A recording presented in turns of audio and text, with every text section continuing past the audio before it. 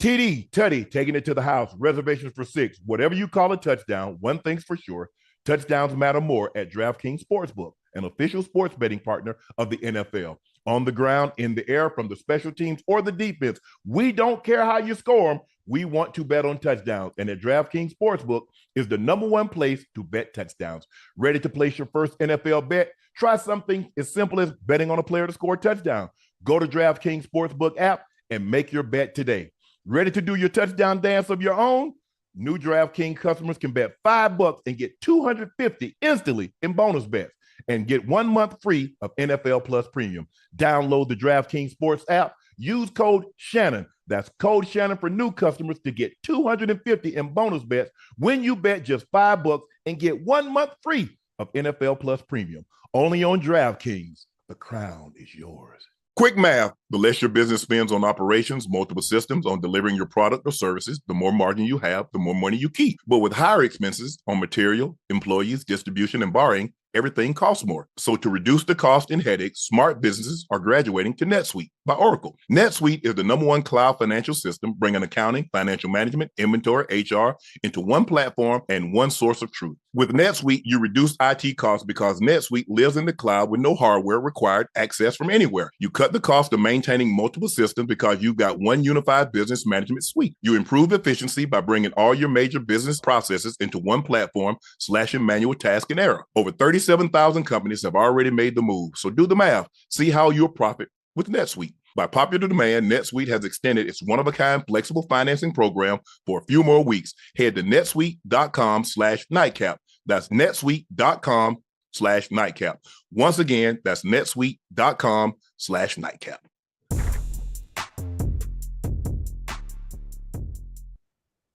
Hello, ladies and gentlemen. Thank you for joining us for another episode of Nightcap after you saw your Houston Texans take down the Chicago Bears 19-13. Thank you for joining us. I am your favorite Unc, Shannon Sharpe. He is your favorite number 85, the route runner extraordinaire, the Bengal Ring of Fame honoree. His Bengals are 0-2. You know, the Pro Bowler, the All-Pro, Liberty City's own. That's Chad Ochocinco Johnson. Now do us a favor right now. Please make sure you hit that subscribe button. Yep. Please make sure you hit that like button and go subscribe to the Nightcap podcast feed wherever you get your podcast from. Every subscriber counts. Every subscriber matters, and we thank you for mattering because that's how we become the Nightcap that you know and love. So thank you again. Please go out and get Shea by Laportier. If you can't find it in a city or a state near you, you can order it from our e-commerce site, and we'll ship it directly to your door. So thank you guys for supporting Shea by Laportier. Also, go follow my media company page on all platforms. That's Shea Media, and my clothing company. That's 84 with 84 being spelled out. The link is pinned at the top of the chat.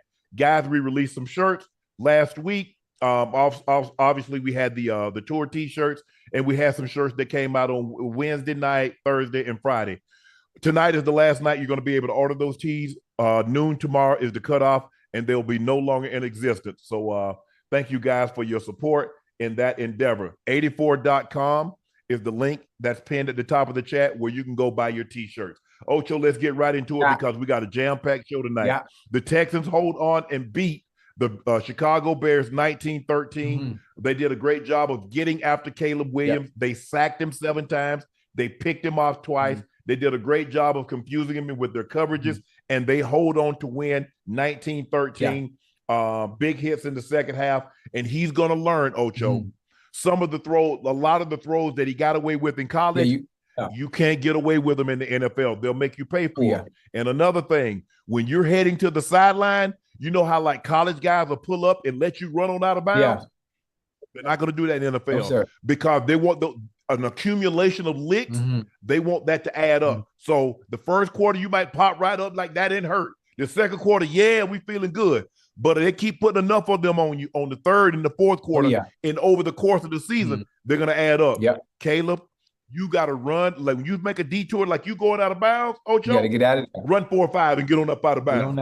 Because they're not playing. If they get that close to you, Ocho, because you don't have the protection of the pocket. Yeah. You're a runner. You're a running back. Yeah. They're going to lay wood on you. Ocho, what'd you take from this ball game? I enjoyed the ball game. Listen, Caleb Williams, what he has to do, he has to learn to protect the ball. Learn to protect the ball, learn to live to see another play. Some of those deep throws, listen, I like what he's able to do as far as his escapability. Being able to extend plays, trying to make plays down the field to try to get his team into the game, but you can't do it. You can't do it. Obviously, like college, sometimes some of those receivers were wide open when you're able to dodge the D tackles and the guards that might have gotten through. But these players are covered. Sometimes you throw it in a double coverage.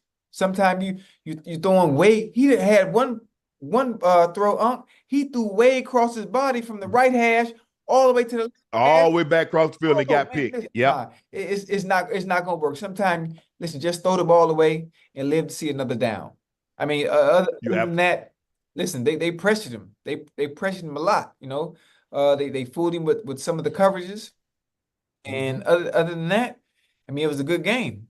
It was good. I actually enjoyed the game because towards the end, the Bears actually had a chance to come back and win.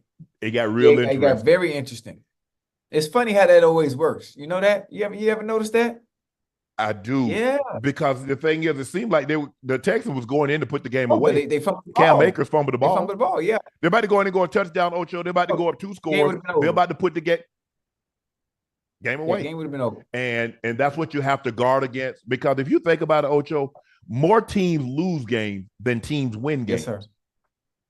There's a lot more losing than winning. Now, we know at the end of the day, somebody's going to have to win unless the game ends in a tie. Right. But you go back and you look at it like, okay, this was a direct correlation to why we lost the game. And, like you said, Caleb Williams, I think he has his escapability is unbelievable. Yeah. He can make every throw. Mm-hmm. He just has to understand this isn't college. Everybody at this level is elite. Yeah. Even if there's tiers to it, right? But you're talking about the best of the best. Yeah. You only got 1,600 men in the world of 8 billion people that do what you do. Yeah. 1,600 of 8 billion. Mm-hmm. That's a very, very minute percent of men that can play this game at the highest level. And the things you got away with in college, more times than not, 9 times out of 10, they'll make you pay for it. And he's learning, when you have success doing something, Ocho, what you want to do, you want to continue to do it that way. Man, this is the way I've always done it. Okay, now you're at an elite level, and they make you pay for that. The Houston Texans, CJ Stroud was 23 of 36, 261 touchdown. He didn't turn the ball over. He had 3 sacks. They did a great job on him. I thought the biggest difference, what I saw from the Houston Texans this week, as opposed to last week, Ocho, is that their inability to run the football. Yeah. I think Joe Mixon going down with that. I didn't see. Did they throw a flag? Because that was definitely a hip drop tackle. I thought he broke his leg. Yeah. Oh, no, they didn't. I don't think they threw a flag on that one because his arms were around his waist. His arms weren't. No. That's horse collar. The hip drop is when you drop your weight down. Right. He dropped his weight down, and that's why I thought he broke his leg, because I'm like, oh my god, his right ankle got caught up underneath. Yes. Yeah, but they didn't throw a flag. They didn't throw a flag. Yeah, and so I thought that was their inability to consistently get a run game, Ocho. Yeah. I thought that really hurt them and put them in a situation. And give Chicago. I think Chicago has a really good defense. I think they're good offensively. They're just young offensively. Yeah. But defensively, I thought they did a great job of getting after CJ. Nico Collins had an unbelievable ball game. Stephon was trying to find his rhythm. He really couldn't get into a rhythm. Mm-hmm. But you want to find a way to win a ball game. You win. At the end of the day, yeah, we didn't play our best game, but can you find a way to win when you don't have your best stuff? That's what they did.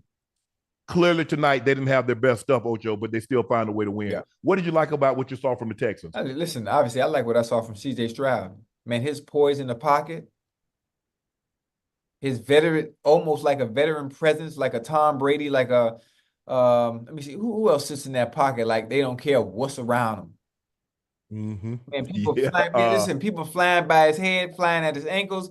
He just right there, just calm and relaxed. Yeah. Eyes downfield, processing whatever he needs to process in front of him. Sometimes he takes the sack, obviously, when there's pressure.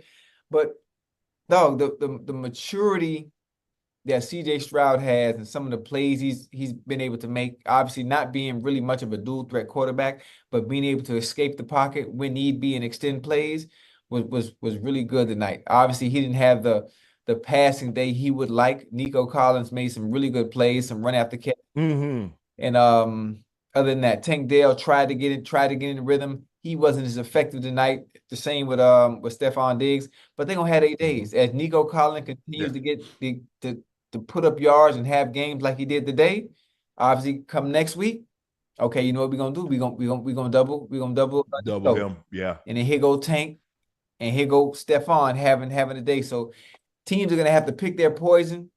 But as long as CJ Stroud is playing like he's playing, not turning the ball over, being able to facilitate and get the ball to the play, get the ball to the players that are open instead of forcing the ball like Brother Caleb Williams was doing tonight, they're gonna be all right. And basically, to me, CJ Stroud is basically just picking up where he left off last year. Yeah. Just picking up where he left off last year. I think the thing is, Ocho, when he doesn't throw for 300 yards like he did last year every game, they're like, oh, man, he in a sophomore slump. No. Oh, no. I mean, teams are better prepared for it. He's doing a great job of not turning the ball over. You got to pick and choose your battles. Okay, I'll take a sack here. I'll throw the ball away there. The one thing I can't do is put my teams in harm's way. As long as I don't put my team in harm's way, I'm going to make you beat me. That if you go back and look at the Patriots, what did the Patriots make you do? They made you beat them. Tom was not going to put the ball in harm's way. They were not going to have a whole lot of costly mistakes. Now, they had a bunch of penalties, Ocho. You know, penalties, they get you beat too now. I think they had 11 or 12 penalties. You got to be careful of those. They start to add up. And so a lot of times they come at the most inopportune times. We're going to talk about your team today, that one penalty. Look at when it came. All penalties aren't created equal. All turnovers aren't created equal. A turnover in the first quarter is a lot different than a turnover in the fourth quarter. So with that being said, I like what I'm saying. I think the Houston Texans, considering when you look around, all you got to do is pan around the AFC. The Chiefs right now aren't playing Chief football. They're not the dominant team. Cincinnati 0-2. The Ravens 0-2. Hey, Texans 2-0. So they're like, hold on, we feel pretty good with where we sit. Listen, it's only week 2. Now we got a long season to go, and when you think about it, you know, the way I look at it is you play football in different halves. You got the first half of the season, September, October, and you got the back half of the season where it's nut cutting time, where it really counts. And I don't really think football really started until after goddamn Thanksgiving. Well, the thing is, the season doesn't start till it gets cold. Well, it doesn't get cold in that dome in Houston, and they've already gone to Indy, so they're one up in the division. They got a win over a division opponent, which is Indy. And guess what? Isn't Jacksonville 0-2? Indy 0-2. Who else is in that division? The Titans. And the Titans are what? 0-2. They are. Yeah. So if I'm the Houston Texans, I tell you what, I know it's only week 2, but I'd rather be 2-0 than 0-2. Yeah, you're right. Oh, yes, right. You know, they did beat the Jets. The Jets did beat the Titans today. That's right. Yeah, the Jets beat them. And so, you know, I got a 2-game lead, Ocho. I got a 2-game lead. And so I think the Houston Texans, like I said, I like what I saw. I think they're well coached. They got guys on the defensive line that can get out there, can put pressure. They're good on the back end. I like Stingley Jr. But because they can pressure you, Danielle Hunter, Will Anderson Jr. Oh, yeah. They got some players. They got some players, Ocho. They got some players that can go get the quarterback and hunt the quarterback. Mario Edwards Jr. They got guys that can, and he will bring pressure. Oh, yeah. He will. Oh, yeah. D'Amico will bring pressure, but he has a front four that's rotational, and they can go get your quarterback. They can confuse you, cause you some problems. But I like what I see with this team. But I'm not giving up on the Bears just yet. I think the Bears have a great young team. Not even close. And I know DJ Moore got frustrated. Ocho, playing with a rookie quarterback, you're a veteran receiver. You want it how you want it. He's trying to figure things out. It's flying 1,000 miles an hour.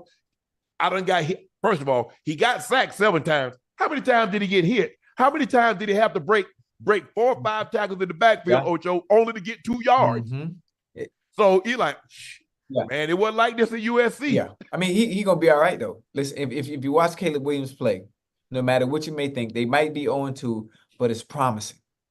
It's promising as a quarterback, be in the most difficult position No, the most important position to play, which is also difficult. As a rookie, he's going to be okay. He has all the intangibles. He has all the tools that are needed to be successful, which is why even though they're 0-2, there are still glimpses of hope for him and how good he's going to be. All he has to do is be better with the ball in some of his decision making and not start turning the ball over for no apparent reason at all. Yeah, that's the one thing he's going to have to eliminate, because that's what gets you beat, Ocho. Mm-hmm. It's because it's hard enough. I mean, because now you're not even giving yourself a chance, because they're gonna get X amount of possessions. Now you create even more possessions for them and less possessions for you, less time of possession for you. And, you're probably going to put them on a short field. So that's something they're definitely going to have to be mindful of, Ocho. But, man, what do we got here? Let me pull up. Let's go to the Chiefs beat the Bengals as hell nah. Hell nah. Nah, ain't no Chiefs beat no Bengals. No. Let's put an asterisk by that, and let's say let's say the refs help too. Let's say the refs help too. How about that? Chiefs beat the Bengals 26-25. 3 turnovers wasn't enough to ruin Kansas City at home. They maintained their poise, still managed to put together a balanced attack. They ran the ball for $149. Isaiah Pacheco led the way with 90 yards on 20 carries. Patrick Mahomes only had 151 yards passing. Plus, he turned the ball over twice. The Chiefs needed a PI late to win by 1. Since the Bengals drafted Joe Burrow in 2020, they played the Chiefs 6 times, and each team has won 3, and the average margin of victory is 3.5 points. Yeah. Taking out the Browning game, that drops to 2.6. In fact, Patrick Mahomes and Burrow is the first starting quarterback matchup since 1950, with 5 straight matchups decided by 3 or fewer points. Yeah. Hey, that goddamn game was good, boy. That goddamn game was good. Did you watch the Unc? Mm-hmm. Listen, Chad, if you saw the Bengals Chiefs game, it was good. Listen, we had about 5 lead changes within the game. The goddamn Bengals team I saw today, as opposed to what I saw when they played the Patriots last week, was night and day. It was night and day. It was night and day. So I'm happy. What I took from it, even though we lost the game, because of it was a PI. I'm gonna say that, chat. I'm gonna say it at the end of the game. That was a pass interference. You can't make okay. I thought you said it wasn't a PI. It was. I know a lot of Bengal fans are upset, but as a receiver and as a former DB, that was pass interference. In that case, you have to do everything you can to not make contact with the receiver and just get around and do whatever you can to swipe the hands.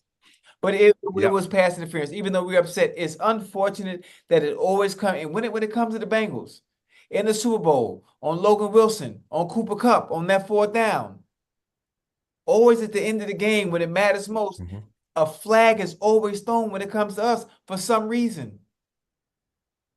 Offensively, we look good. Yoshi, hell of a game today. I want them to get Jamar Chase a little bit more involved in the game. I want them to get Jamar Chase a little bit more involved in the game. Chase, you got to keep it cool, baby. Chase, you got to keep it cool like that, baby. What was he upset about? That wasn't a face mask. He had his shoulder pad. I'm not sure what he was upset about, but he was upset. And that's my first time. He thought it was a hip. He said Ashley said he thought it was a hip drop. Oh, now it wasn't a hip drop because he had him by the shoulder pad. That's it. Yeah. I don't think Chase understood that. Right. So I understand when he watches it back and he actually sees it and in real time, he'll understand, you know what? My bad. And other than that, the frustration is also building up on him not as being as productive as he'd like as well, huh? That's not, forget the hip drop. You're not getting the catches and the balls you need and deserve. Because I'm going to tell you what they're going to try to do, huh? Let me tell you what they're going to try to do. They're going to try to play with you. Not only are you not getting the production that you used to, when it comes time to get paid, you know what they're going to say? You ain't got the same numbers. I know what they're going to say. Hell, I've been there. I'm telling you the game that they're going to play now. I'm telling you. Yeah. And I'm like, I ain't got the same targets. I can see it already. I already know what they're gonna do. Oh, well, you know what? We don't think you deserve this because if you look at your numbers, it ain't the same as it was, in the previous 2 years. So we don't really think you should be making top, man. Man, listen. Boy, hey, Unc, it's a dirty business. Chad, it's a dirty business. I'm telling you. Man. But even in that situation, Ocho. Yes, sir. Oh, you got to hold tight. Yeah, Ocho, you got to bite your tongue on that one. Especially, man, you know how many times late in the ball game somebody done some cheap ish. Yeah. And you like, oh, I'm gonna get you. Oh yeah. I'm gonna get you. Yeah. I'm gonna make it look like a play, but I'm gonna get your ass. Yeah. Ooh, I'm gonna get you. Yeah. I'm gonna get you like you in elementary or junior high. I'm gonna get you. He was frustrated. Yeah. He was frustrated though. Yeah. Obviously, I think offensively, what they allowed the Chiefs to do is they allowed the Chiefs to dictate where the ball went. Yeah, they allowed the Chiefs to dictate where the ball went instead of putting Chase in positions to make plays. Now, the plays he did make, it was hot. Some of it was about 3 or 4 plays. They're not. I can live with that. There ain't no impact plays. There ain't nothing splash. Exactly. It's long with 13. Exactly. I can live with that. Right. Long as there ain't no 30, 40, no broken tackles. Right. We know Chase. Yeah. We've seen him catch a routine route and take it to the house. We've seen him out high point somebody and get going. Yeah.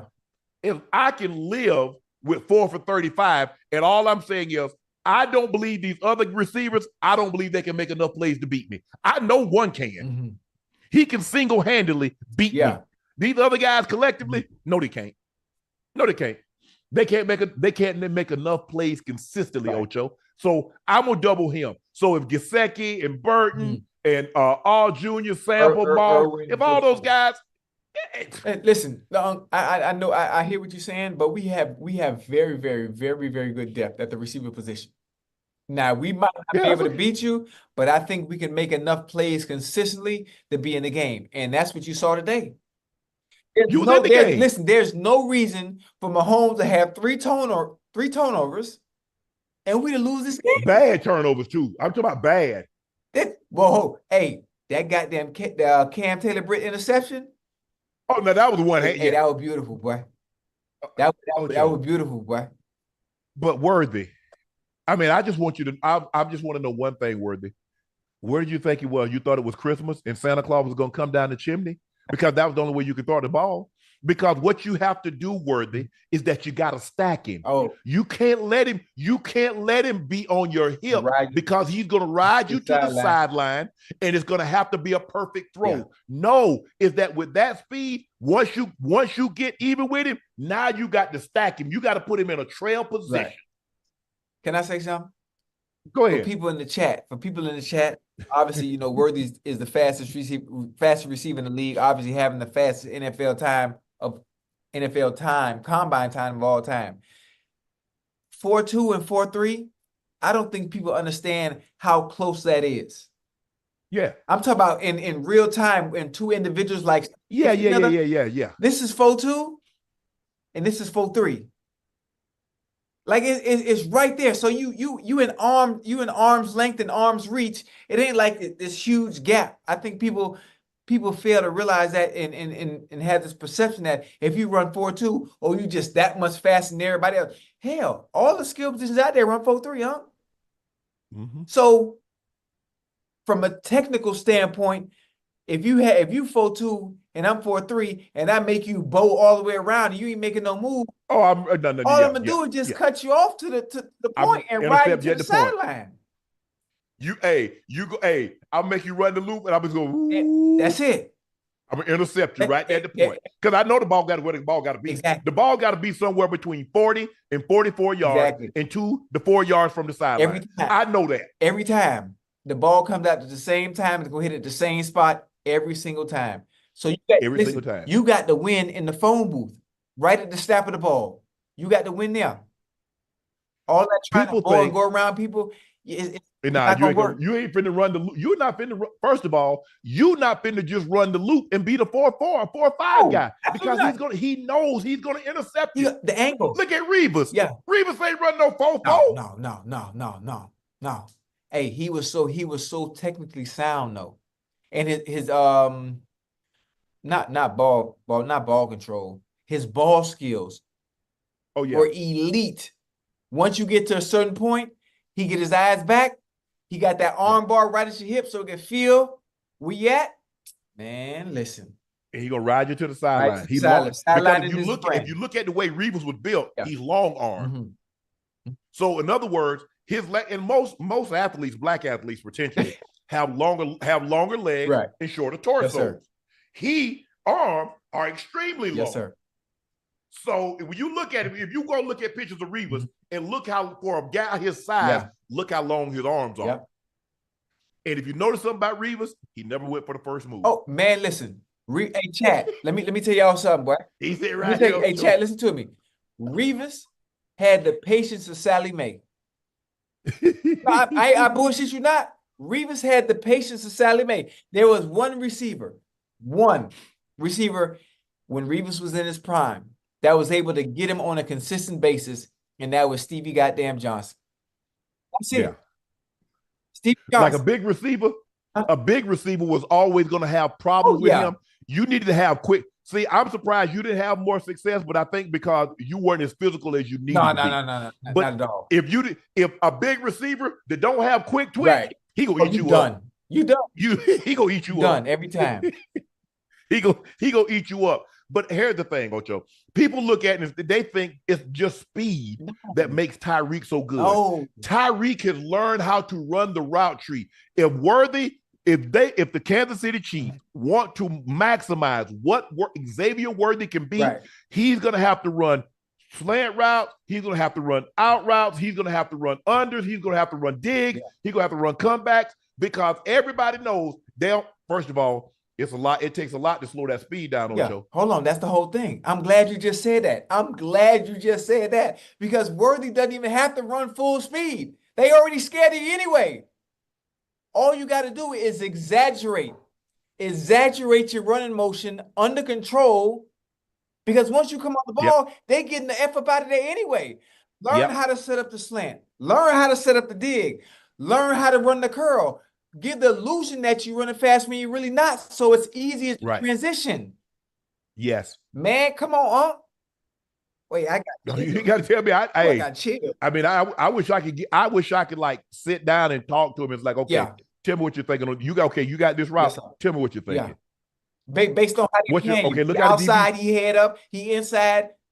How you gonna process it when you come out the huddle? How you gonna run it? What are you thinking? Yeah. Now, also, with your alignment and this stem, what else can you run? Because you got to be able to play. You got to be able to play with your splits. Because if you line up with the same, them DB, they study film too. They know what you're doing.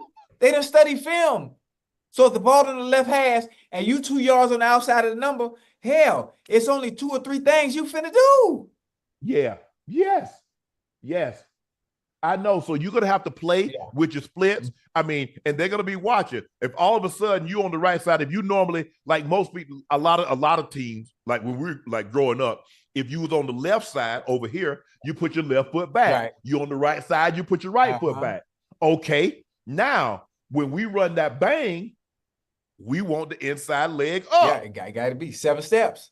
Oh, but hold 7 on. steps. You don't normally do that. Right. Hey, watch that glance. Watch that bang route. Because I see your line. Calling it out. That ain't what you normally do. Calling it out, yeah. Oh, yeah. Oh, Sharpe, you're finna run around. Because you ain't got no pressure on that hand. Right. Damn. You right.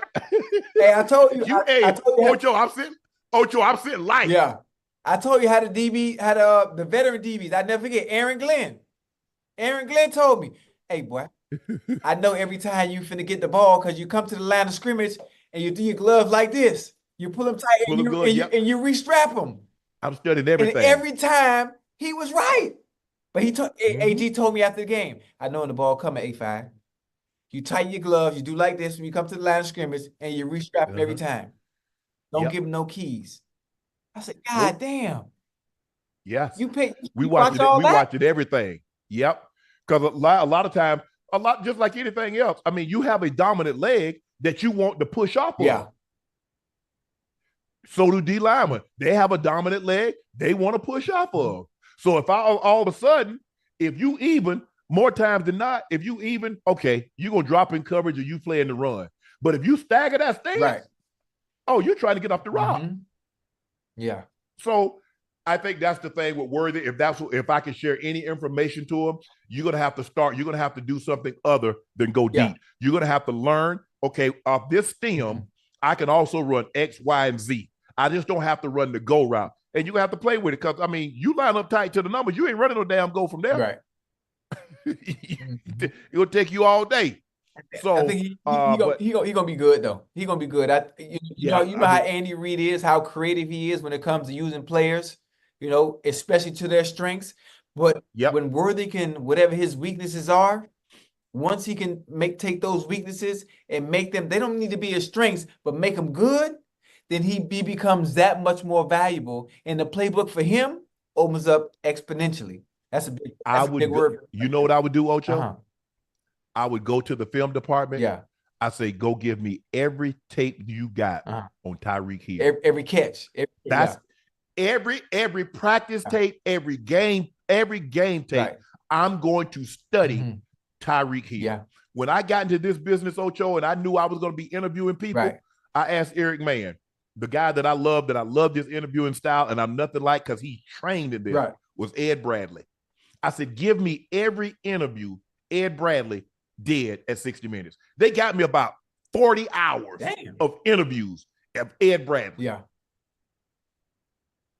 I love Matt Lauer's interview style. I studied him. Go study people.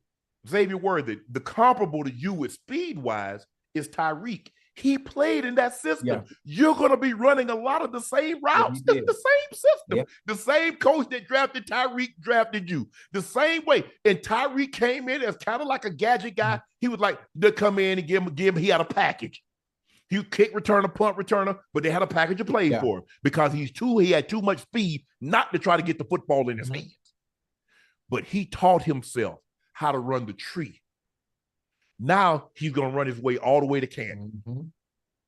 I'm not saying Xavier Worthy can do that, but I believe he can be a very, very valuable cog. That's the guy I'm studying. That's the guy I'm watching. That's what you do, Ocho. I mean, I watched tape of Todd Christensen, Ozzie Newsome, and Kellen Winslow. Those were the guys that I watched. I didn't study anybody else because their skill set didn't fit what I did. Their skill set, Big Kellen, Ozzie, and Todd Christensen. Their skill set fit my skill set. I was like, damn, I'm like them. Ozzie was a wide receiver. Kellen played was a tight end. Todd was a wide receiver at BYU. Yeah. I said, okay, that's what I need to study. That's what I need to do. That's what I offer. That's the advice I would offer Xavier Worthy. But I say this one more time, Ocho. The Bengals need to be careful. What happened? Because if you notice, they always talk about we're beat to beat that team. What happens when you don't come up against that team in the playoffs? Then what? You know how they say we built to beat X team, Ocho? Right. But what if you come up against W?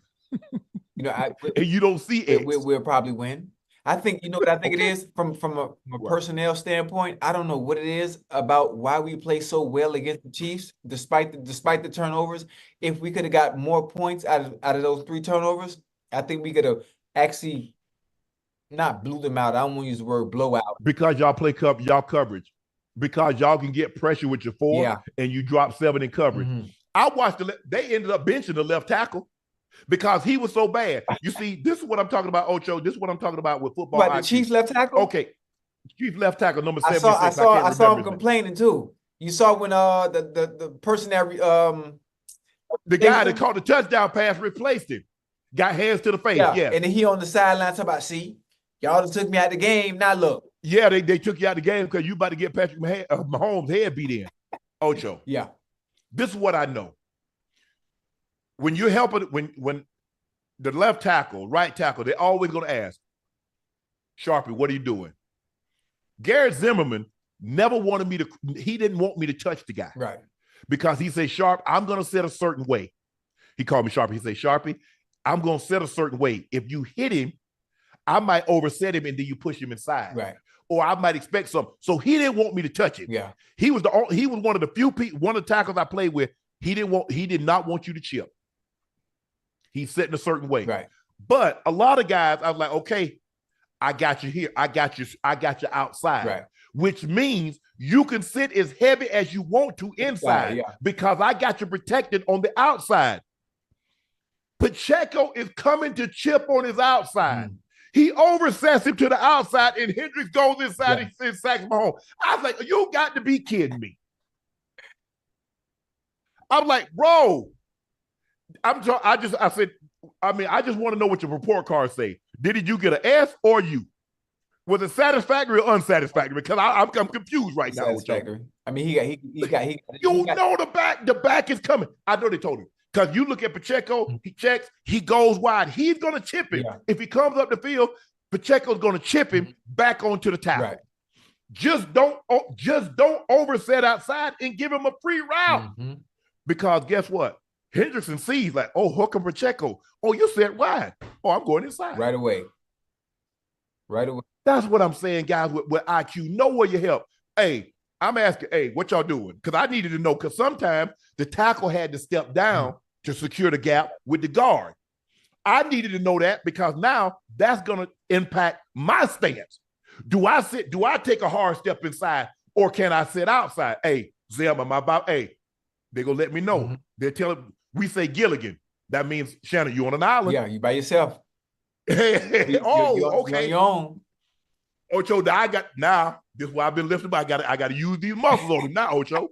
I got to use these muscles on him. So what I'm going to do, I'm going to quick set him because he's not anticipating me being there. Right. So once I quick set him and I get locked in, Ocho, he ain't going nowhere. You're trying to beat him to the punch. I beat him to the punch because he's not anticipating me pass blocking. I mean, you see me, I know you going out for a route. So you just going to do your thing because you think you got the tackle. Right. Bam. I'm right there. But just, guys, just understand where your help is. That'll eliminate a lot of the problems, just understanding where your help is, where you're vulnerable. You're not going to beat me where my strength is. I got outside. I'm sitting outside. I'm sitting heavy outside. You know what? I think a lot of players, a lot of teams are still gelling. You can practice all you want. You know, you and I have said it all the time. You can practice over and over and over, but once you get into a game, it's different. Sometimes you forget things that you don't naturally do in practice. You be extra, doing stuff you don't normally do in practice. You do it in the game. I think by the time, especially when it comes to offensive lines, by the time they get to week 4 and week 5, I think everybody will be in rhythm and have some type of continuity to where the offense is flowing and it's running like a well-oiled machine. Ocho, Mike only had us do 2 minutes at the end of practice. Yeah, we did 2 minutes at the end of practice too. When you dog tired. Yeah, bingo, because that's the same. He said, I know when it's fresh, you're gonna be thinking. Yeah. He said, I want you tired, I want you exhausted. That's when I want you to think, because that's gonna be the difference in the game. Can you think under pressure? Can you think under fire? There's a movie, I think Denzel was in, Courage Under Fire. Yeah. The question is, can you think under fire? Yeah. Like you said, you get tired. Lombardi said fatigue will make cowards of us all. Yeah. Okay, now I'm tired. Can I still think? I got hot. Okay, I'm protected. Okay, I got chip. I got this. I got that. That's the thing. Guys get tired. They just forget everything. No, bro, it's more to it than that. That 2 minute hell, boy, when you tired, boy. Oh. Hey, listen, when you on a 11, 12 play drive, that's a little extensive. Let's say 8 or 9 play drive. Man, 5 or 6. Okay. Man, you running routes, so you got to realize running routes. Yeah. Ain't like you run the whole bunch. It ain't like you run a whole bunch. Even if you run the shallow cross, they throw you the ball. You gain 10. They throw you the ball again. You gain 8. And now you run a clear route. Man, I'm blown. That lactic acid done built up on that second catch. Shh. Boy, you damn. And then the coach, you gonna talk about, hey, we gonna start out, we're gonna start out in 2 minutes, gonna go get them tired. I'm like, hell, we gonna be tired too. Somebody running against them. You make it seem like they don't. Hell no. Man, please. I remember them days. Ocho. Yeah. Woo-wee. What happened? The Saints scored touchdowns on 6 straight possessions and on their way to a 44-19 blowout over the Cowboys. The Saints offense has scored 91 points in 2 games. Through 3 quarters, the Saints have averaged 9 points, a little less than 10 yards per play. 35 points allowed are the most is tied for the most given up through the first 2 quarters. They tied us because we put 35 on their ass in 98 at the half. Last year, the Cowboys allowed 35 points in just 1 game. Carr was hardly touched. Neither was Alvin, who scored 4 touchdowns. Let's take a listen to what Dak had to say after the embarrassing loss. That's simply why you can't listen to other people's opinions and read what you guys write respectfully. I mean, yeah, y'all may have put this team on a high more than we should have been, and now we just simply have got to reset. We've got to respond. We're not going undefeated. I mean, hadn't been done in 50 years. Woo, surprise. So it's about getting back to it and finding a way to respond to put the best team on the field next week. Hey, I tried to prepare you for this, Ocho. Yeah. I told you, I said, Ocho, I'm gonna let you go, but I want to say this. Yeah. We talk about the Cowboys. We'll start with the defense. I said, look, I wasn't really that impressed with the Cowboys offense last week. I said they got a punt return and they got, a couple of turnovers to put them on short fields. I say the defense looked really good, but I say I would really like to see them if they had the starting tackles in there. I say, because what happens if you can hold up? Micah. I guess we got our answer. Yeah. I did not hear Michael Parsons' name called. I did not hear D. Law's name called. When you go in an Ocho, do you know how hard it is? I want you to explain to the fans, because I'm going to let you take it over and I'm going to follow up after you. Can you explain to the fans how difficult it is, our listeners, our viewing and our listeners that's going to listen to this on audio? Can you explain to them how difficult it is to score 6 touchdowns on 6 straight possessions in an NFL game? Wait, hold on. Forget an NFL game. Do you know how difficult it is to score 6 touchdowns on 6 possessions in Madden? In a video game. If you're playing someone that's good, it's very difficult. So the fact that this is Derek Carr, this is the same Derek Carr that the Raiders let go, right? Yep. That's the same Derek Carr, right? Look completely different today. Rashid Shaheed, is that how you say his name? Rashid Shaheed, Chris Olave, and they goddamn Alvin Kamara. They look like a completely different Saints team today. I don't know, and I don't want to butcher anybody's name. Whoever the right tackle and the left tackle are for the New Orleans Saints, they deserve a pay raise. Oh, they did a number on them. There wasn't no stunt, no nothing. They barely got the goddamn Derek Carr and was able to pressure him. Taysom Hill, Swiss Army knife, he coming out the backfield. He at quarterback doing quarterback sneaks. I mean, everything worked today. Everything worked. If I'm not mistaken, the Saints didn't punt. I could be wrong. 9 minutes in the third, 9 fourth minutes. quarter. Was it third or fourth quarter? Fourth. 9 minutes into the fourth quarter.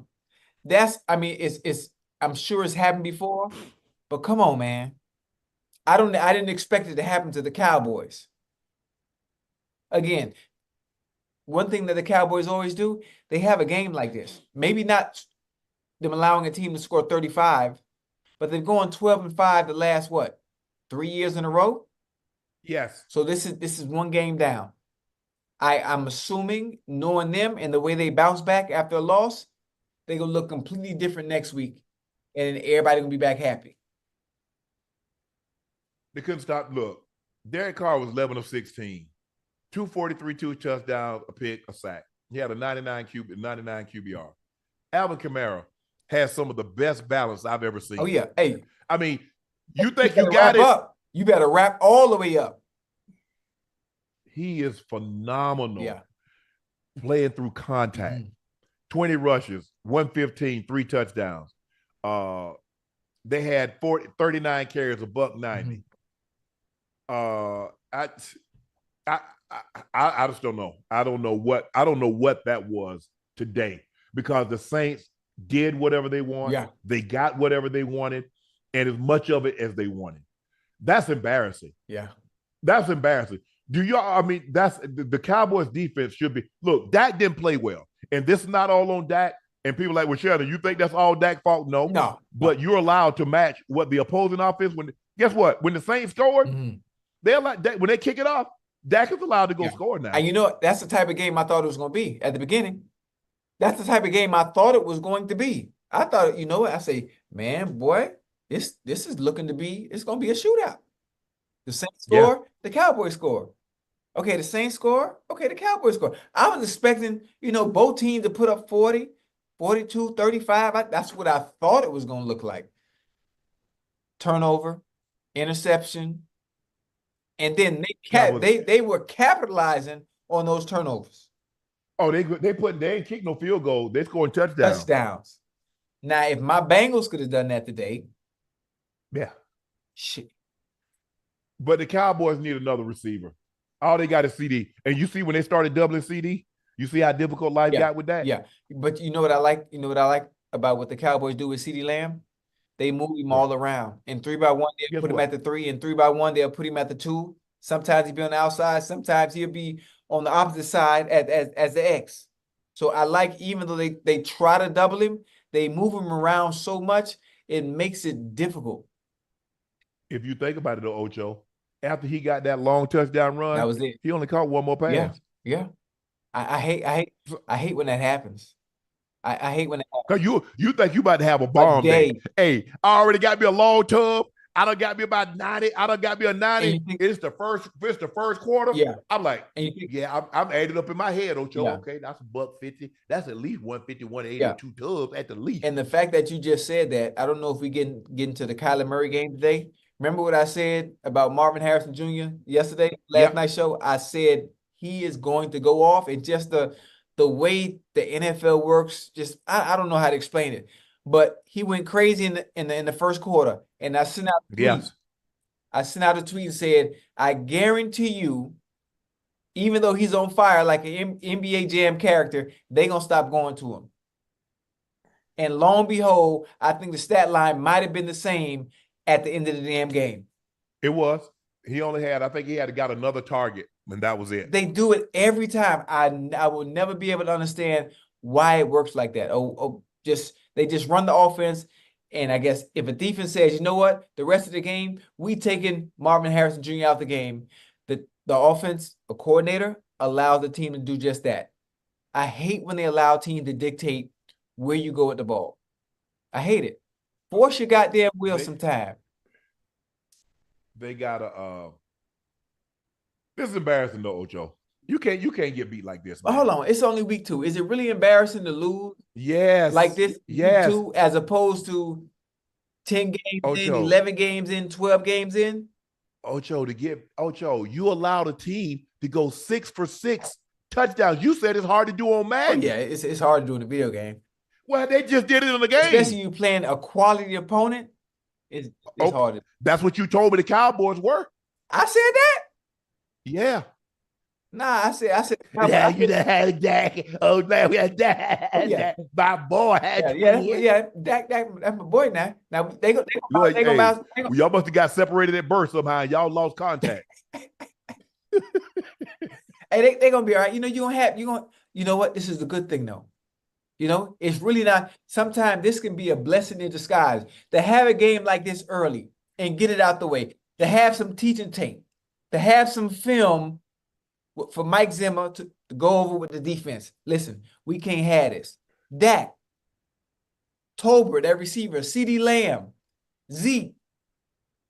Go back, look at the film. Okay, this is what we need to do. This is what we got to do. 3 yards a carry? Huh? That's what the Cowboys average, Ocho. 3 yards a carry. What you gonna do with that? It's hard. Sometimes you had games like that. Sometimes you had games like that. Now what? Now watch how they look. Watch how they look next week. And guess what? I mean, they didn't run the ball particularly well last week. You make it extremely difficult when you become one-dimensional in the NFL. Yeah. You make it very, very difficult. And what could the Saints do? Because the Saints could run the ball, when they went play action, what happened? Wide open. You see, I mean, think about it. They could run the ball so well, and when Carr faked that ball in there and he pulled it out, that's quarters coverage. Yeah. Shaheed. Hold on, what's his name? Shaheed ran through. That's quarters.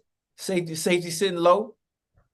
Yes, that's quarters. Mm-hmm. But they got a hole because they worried about Alvin Kamara shooting through there. Mm-hmm. And Shaheed got speed. He fast now. Oh man, you see, he got up on them horses, fast, and both the safety look at each other. I mean, what you want me to do? Because who I'm gonna blame it? It's quarters. He ran,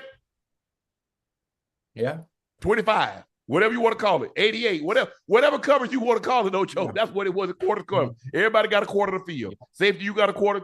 Corner, you got a quarter. Safety got a quarter, and the other left corner got a quarter. And he ran through the quarters, the safeties, and boom. What, 70 yards, 80, whatever how far it was. Mm-hmm. Ocho, that's your home opener. That's your home opener. 80 plus thousand. Did you? Hey, because you know what they do every week. Every week, the Cowboys, they show that view. The Cowboys fans, they lined up to go. They lined up to go in, Ocho. Woo, woo, and they open the doors and they run it. Woo, I tell you, the Cowboys.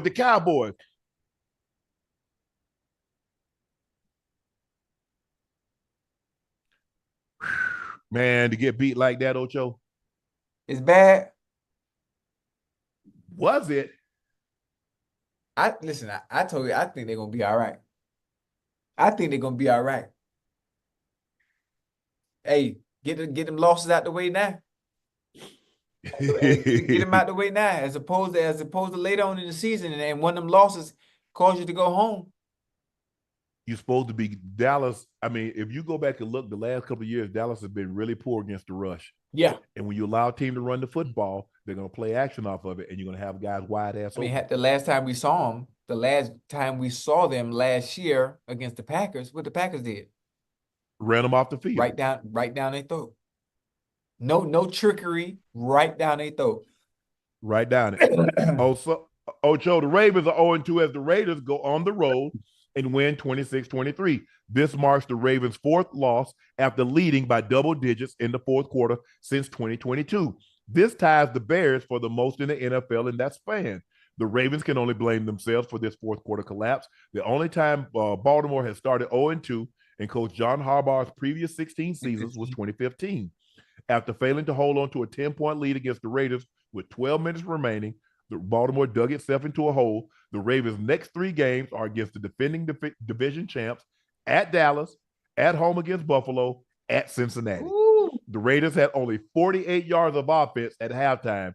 Baltimore, but Gardner Minshew and Devontae Adams came to life in the second half. Devontae finished with 9 for $110 and a touchdown. Yeah. Ocho. Best receiver in the game right there, boy. Devontae Adams. Raiders. You gotta capitalize on that, Ocho. Yeah, most definitely. Listen, up 10 with 12 in the fourth, right? Yes. That's when they say it's a game of inches. This is what they talk about. Not only is the game of inches, there are 1, 2, maybe 3 plays out of the 65 or maybe 70 you run. 1, 2, maybe 3 plays that make the difference in the game. I guarantee if we were to had the time to break down this film in somewhat of a PowerPoint presentation style to the chat, we can show you the 1 or 2 or 3 plays that made the difference in this game on why they were able to come back and win. Game. I mean, they ran the ball well. Derrick Henry 18 for 84, Lamar 5 for 45, Hill 4 for 42, so 27 rushes, 151. Zay Flowers 7 for 91, Mark Andrews 4 for 51, Bateman had 3 for 40, Likely 2 for 26. Lamar was 21 of 34, 247, 1 touchdown, 1 INT. Missed a couple of throws he'd like to have back. 2 sacks, 15 yards. Yeah. But with Lamar Jackson, MVP as my quarterback, and Derrick Henry as my running back, I should be able to hold a 10-point lead with 12 minutes to go in the fourth. Yeah, absolutely. But first of all, I've got to be able to hold that, Ocho. I've got it. You know what? It also comes down to the play calling as well. No, Ocho, we're not going to do that. Oh, no. Okay. No, we're not going to see. There you go. See what you did. What? So let me ask you a question. When they win the game, you don't say nothing about play calling. You say that's what players do. They make plays. Right. I understand what you're saying. I'm just saying, when it comes. Well, okay, what would you like? Okay, let me tell. I'm gonna take your argument. Yeah. What would you have liked to see them do more or less? More or less of in that instance? What would you have liked to see them do more of, and then what would you have liked to see them do less of? I think they should have run the ball a little bit more. Run the ball a little bit more. It is rare that you see them. Normally, they have more pass, especially because they had to lead. Bingo. To have more passing attempts than rushing attempts. Bingo. You brought Derrick John Henry. Harbaugh Listen, said, you brought Derrick Henry in for a reason. But he said they did not bring Derrick Henry there to give him 30 touches. That's a goddamn lie. And the reason that I'm you did just, bring Derrick I'm just saying what he said. Okay, he said that, and you lost today. Up 10 in up 10 with 12 minutes to go in the fourth is the fact that's when you're supposed to use your Derrick Henry to his advantage. And you don't do it. You try to do something that's really not the way your offense is built. You're not built to throw the ball goddamn 50 times a game. That's not the type of offense Baltimore is. Now, can they throw? I'm surprised they got that many throws. Can Lamar throw the ball? You goddamn right. Yes. But just to drop back, first down, second down, third down, no. That's not the Ravens. I'm surprised, Ocho, considering when you go back and look at it, what's hold on. I'm looking for something right quick. Team stats. Is that what it is? Considering the time of possession wasn't that they ended up losing the TOP by over a minute. But when you look at it, that you had a 10-point lead in the fourth, and to have more pass attempts than rush attempts, that's not normally the Ravens' recipe for success. It's normally the other way around. More rush, you can see them having 35, 40 rush attempts, and then they'll have 20 to 25 pass attempts. But they threw the ball a lot today, which is surprising. Maybe they saw something, maybe they saw like, hey, their corners or their safety. Yeah. We feel that we could hold up against. Max Crosby gonna wreck some stuff every time. And I mean, I don't really. The Raiders still play man to man, safety in the middle of the field, cover 3, cover 4. We this is what we running. We not changing. We not bluffing. We not doing nothing exotic defensively. Line up and play. That's the only reason I can think of them just throwing the ball so much and going away from the run because there's a safety down in the box. I mean, I like Lamar only had 5 rushes. I'm okay with that. But those because last week I think he had like 10, 11, 12 rushes. Last week maybe had like 14, 15. Yeah. Give Derrick Henry another 6 or 7 carries. So you didn't bring him there for 30. Give him 22 to 25. I can live with that.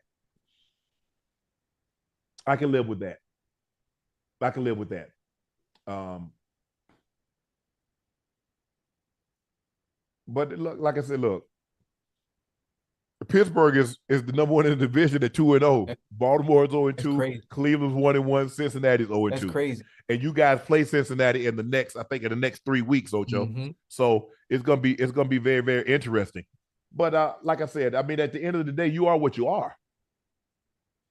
You're a physical team. Right. Defense was good. Good corners. I mean, Gardner Minshew was 30 of 38. Damn. Yeah. He was cooking now. He was cooking. Hey, man, that tight end, Brock Bowers. He the real deal. Oh, man, he legit. In fact, I'm going to take my hat off for Brock Bowers, boy. You the real deal, boy. Yes. He nice. He for real. Ocho. 9 catches. 9 targets. Hold on. He gonna get open every time. Like, he ain't no slouch. Yeah, he gonna be nice. Well, I saw him his freshman year at Georgia. I said, this kid could come out now. You could tell, huh? Yeah. Some players just that look. He can move. Yeah, he can move. He can drop his hips. He got wiggle. Yes. Absolutely. He can play. He gonna be hell. Oh, yeah. He gonna be hell now. But look, like you said, the Ravens are 0-2, 0-1 at home. They lose to the Raiders. The Ravens are 0-2. The Raiders are 1-1. Come back, get a hard-fought victory on the road, make that long-ass plane ride very pleasant coming back home. 26-23, Raiders win over the Ravens. Ravens fall to 0-2. Apparently, it's Kyler Murray's job to get Marvin Harrison Jr. to football. Hey. The Cardinals rookie wide receiver followed a one-catch performance in his NFL debut with 130 and 2 touchdowns in the first quarter. Kyler completed 17 of 21 passes, 266 yards, and 3 touchdowns. Kyler also rushed for 59 yards. His touch on the deep throws to Harrison was unbelievable, and Harrison did a great job. That first touchdown wasn't an easy catch, Ocho. Oh, no. That was not an easy catch.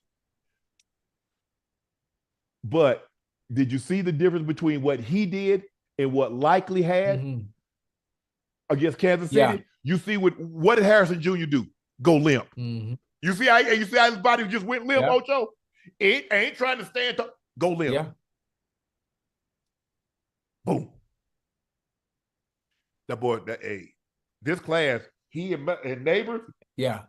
I don't know if we got to talk about Neighbors tonight, but Marvin Harrison Jr. for real. Oh, yeah, he not. Neighbors are for real too. But what did you like? Because you said this, Ocho. You said, "Hey, I bet they get him involved tomorrow." Yeah, I mean, I just knew it after having a showing.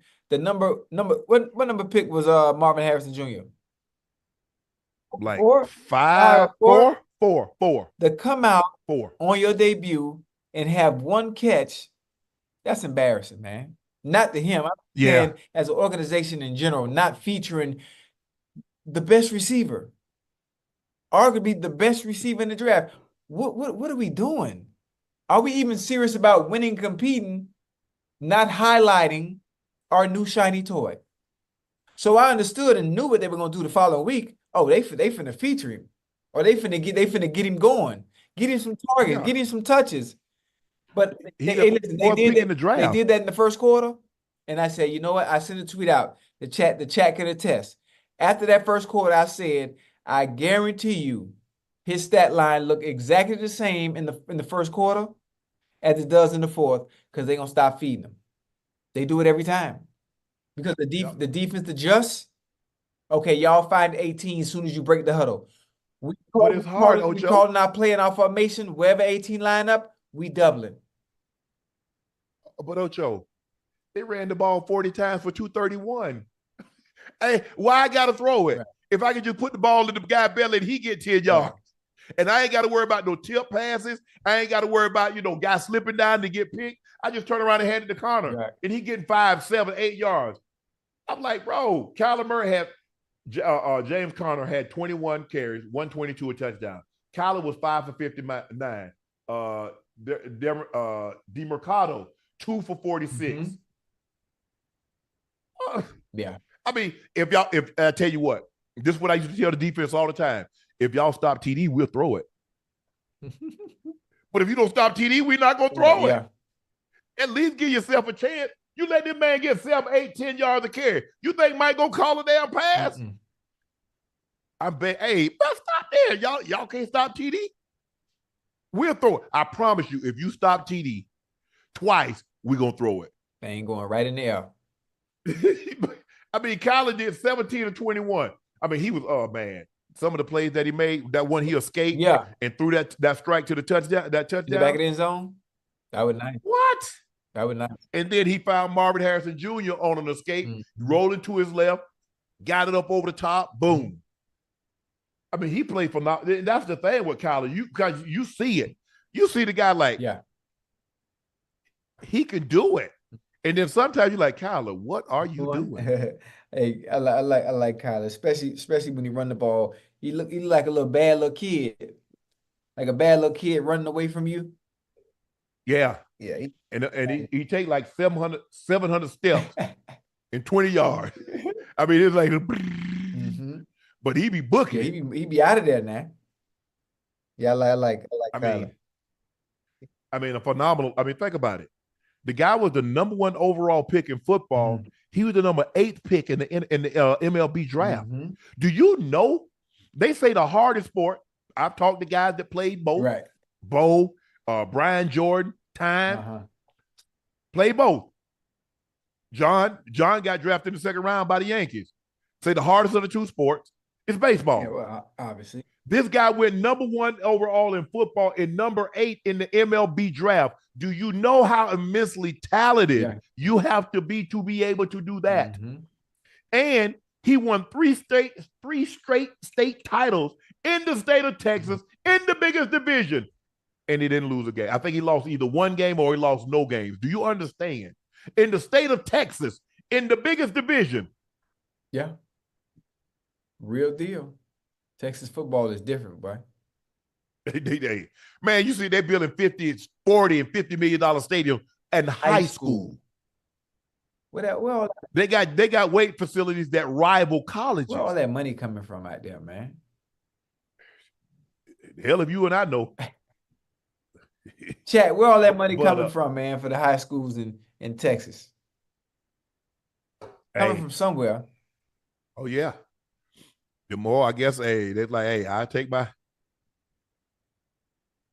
Nah, ain't no baseball talking about take time to get adjusted. Bruh, they pay you $400 million to hit 250. What other sport that you can fail seven times out of 10 and make a half a bill? What sport? Tell me the sport. Boy.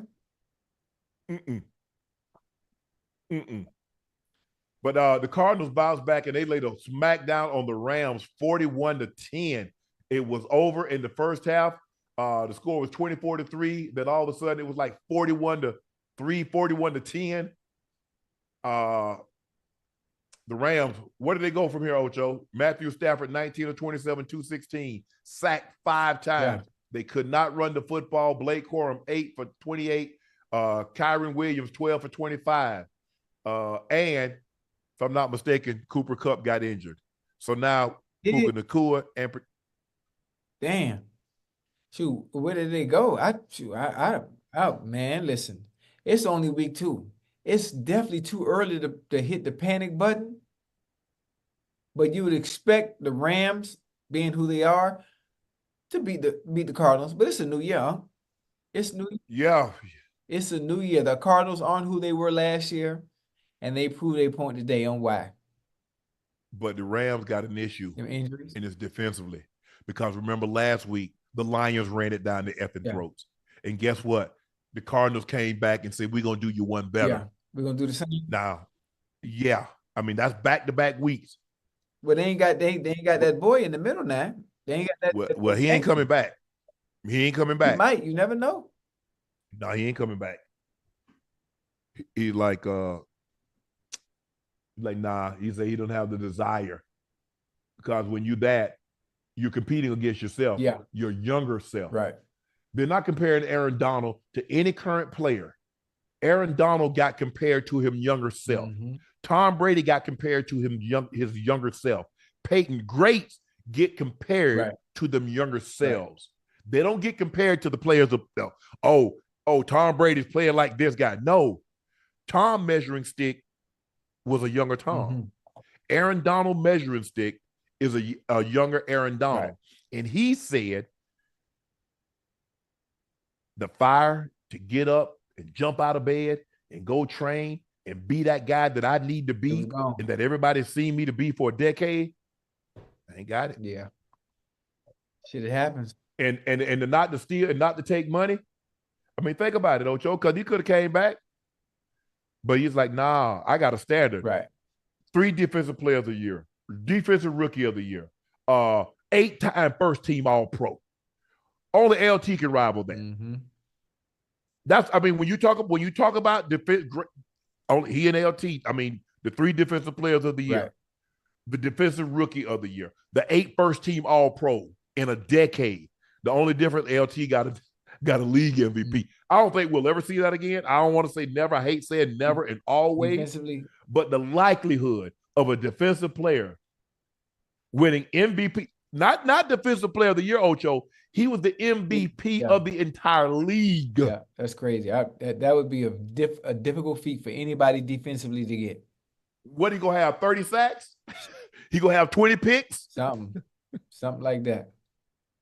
Well, I mean, anything's possible. A kicker won in a strike shortened season in 1982. What you looking for? I'm looking at the chat. Oh. But yeah, the Rams, they things getting, you lose Puka, who didn't play. Cooper got nicked. So it's gonna be very interesting. You're gonna have to run the football. But at the end of the day, Ocho, you gotta stop. You gotta be able to stop the run. If you can't stop the run, it's hard to win in the NFL if you can't stop the run. You have to stop the run. You got to be able to run as well, because play action and being able to run the ball opens up the passing game. Yeah, I hope Puka's coming back next week. I'm not sure what the extent. Nah, Puka on IR. Wait, he not. Wait, I thought it was just a hamstring. No, Puka? Yeah. Nah, he got an ankle. He got a knee or something. Nah, he on IR. Yeah, he on IR. He ain't coming back. What was the extent of Cooper Kupp's injury? They didn't give an update, but he left. Damn, man. So the Rams fall to 0-2, and the Cardinals are 1-1. The Vikings at home beat the 49ers, improved to 2-0, thanks to a fantastic game by Sam Darnold. Darnold was the backup quarterback last season and probably owes some thanks to Kyle Shanahan and the 49ers coaching staff for helping him improve. Darnold completed 72% of his passes so far. Guess what? Wasn't Kevin O'Connell on the mic? Oh, he was on the Sean McVay. 4 touchdown passes against 2 interceptions. He even ran for 32 yards. It was his first time Darnold had consecutive games with multiple passing touchdowns since week 14 and 15 in 2019. And the Vikings were without Jordan Addison and TJ Hawkinson. No matter how good they've been, the 49ers simply can't get it done in the Twin Cities. Remember, they lost, I think it was a Monday night game. The Sunday loss was the 8th straight loss in Minnesota, the last win coming in 1992. Justin Jefferson posted 4 catches, 133 yards, a 97-yard touchdown before leaving the game with a quad injury. Ocho, what did you like about what you saw from Minnesota? Dude, Minnesota, the quarterback play. The quarterback play from Sam Darnold that everybody thought was done. Went to Carolina, went to San Francisco, bounced around, first pick. He is building himself back up on top for a job next year, because obviously when J.J. McCarthy comes back, he's going to be the starter. But correct, Sam Darnold is going to get a job somewhere else, and he's going to have a chance to redeem himself as the number 1 pick. Yep. I like it. The quarterback play is why they're 2-0.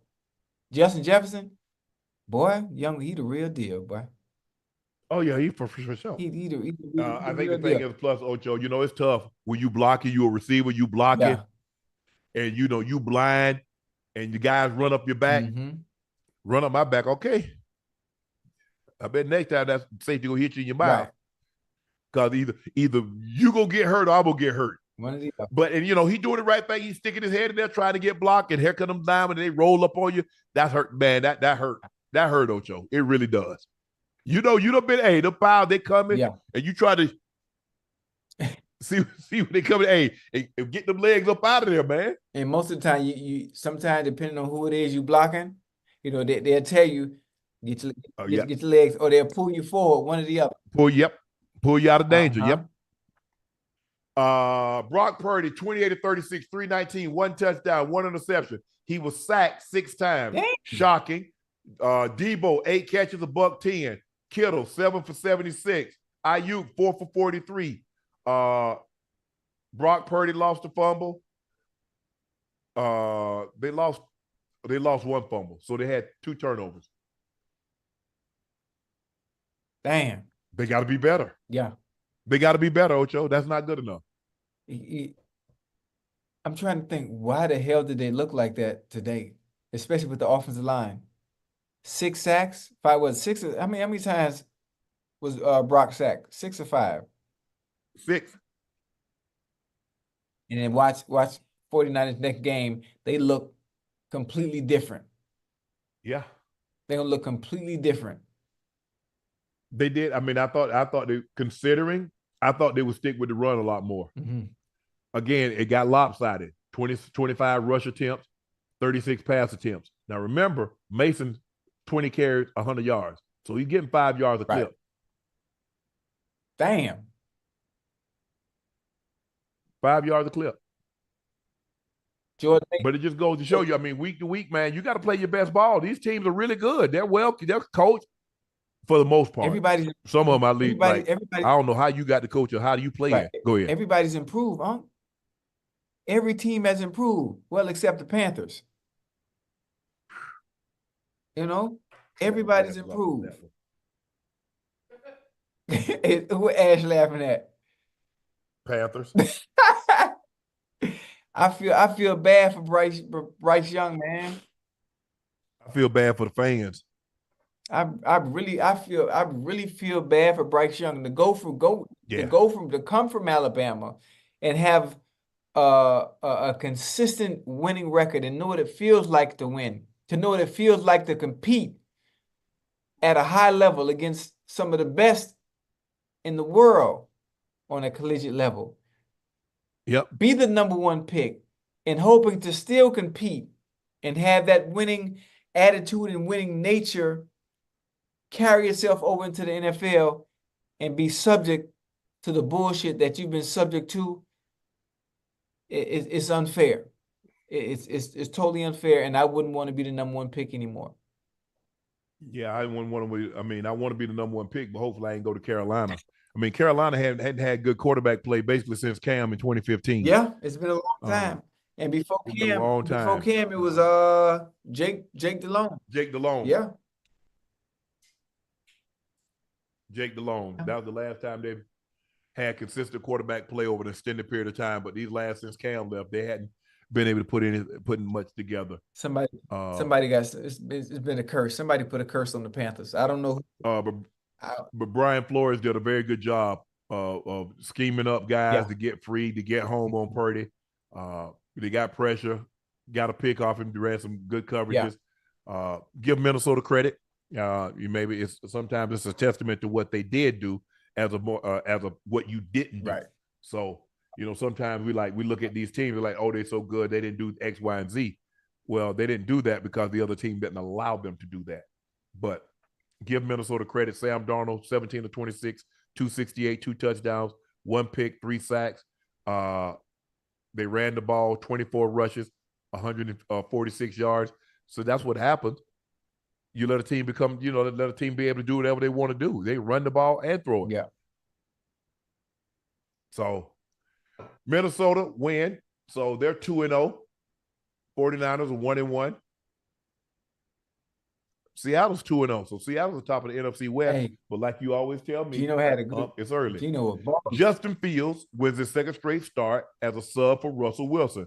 I'm not sure Cyril Russell's getting that job back. Fields threw 3 touchdown pass, 13 to 20, 117, no interception to help the Pittsburgh Steelers beat the Broncos for the 3rd consecutive time. The Steelers defense has given up 16 points this season, the fewest points allowed through the first 2 weeks since 2007. With the Chargers coming to Pittsburgh in week 3, the Steelers will face their biggest challenge to date. Although Bo Nix threw for 246 yards on 20 or 35 passes, he never found the end zone and was intercepted twice. Whew. I pulled Broncos. Damn.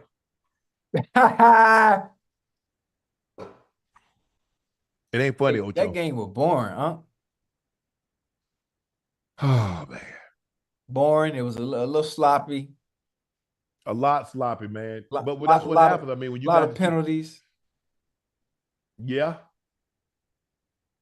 And I couldn't even hear the sound on that one. But where I was watching the games, I had them all on at the same time, so I was able to see everything. But nah. One wasn't trying to win, and the other was scared to win. But unfortunately, somebody had to win. Mm-hmm. Wait, did you say Russell Wilson not getting the job back? Mm-mm. Because if his calf is that hurt, why is he dressed? If he can dress, he can play, right? No. I mean, he just listen, he wasn't playing last week. He was out there in shoulder pads anyway. That's my point. Thank you for making my point. Yeah, he just want to be a part of the team. He don't want to be in street clothes. Why not? Oh, I mean, that's his personal decision. He wants to feel like no, it ain't his decision. No, that's Mike Tomlin's decision. No, come on, no. You think he's getting that job back? Yeah. When he's healthy. Hey, he is absolutely he's not healthy enough to play, but he's getting that job. I guarantee. Let me ask you a question. I can guarantee you that.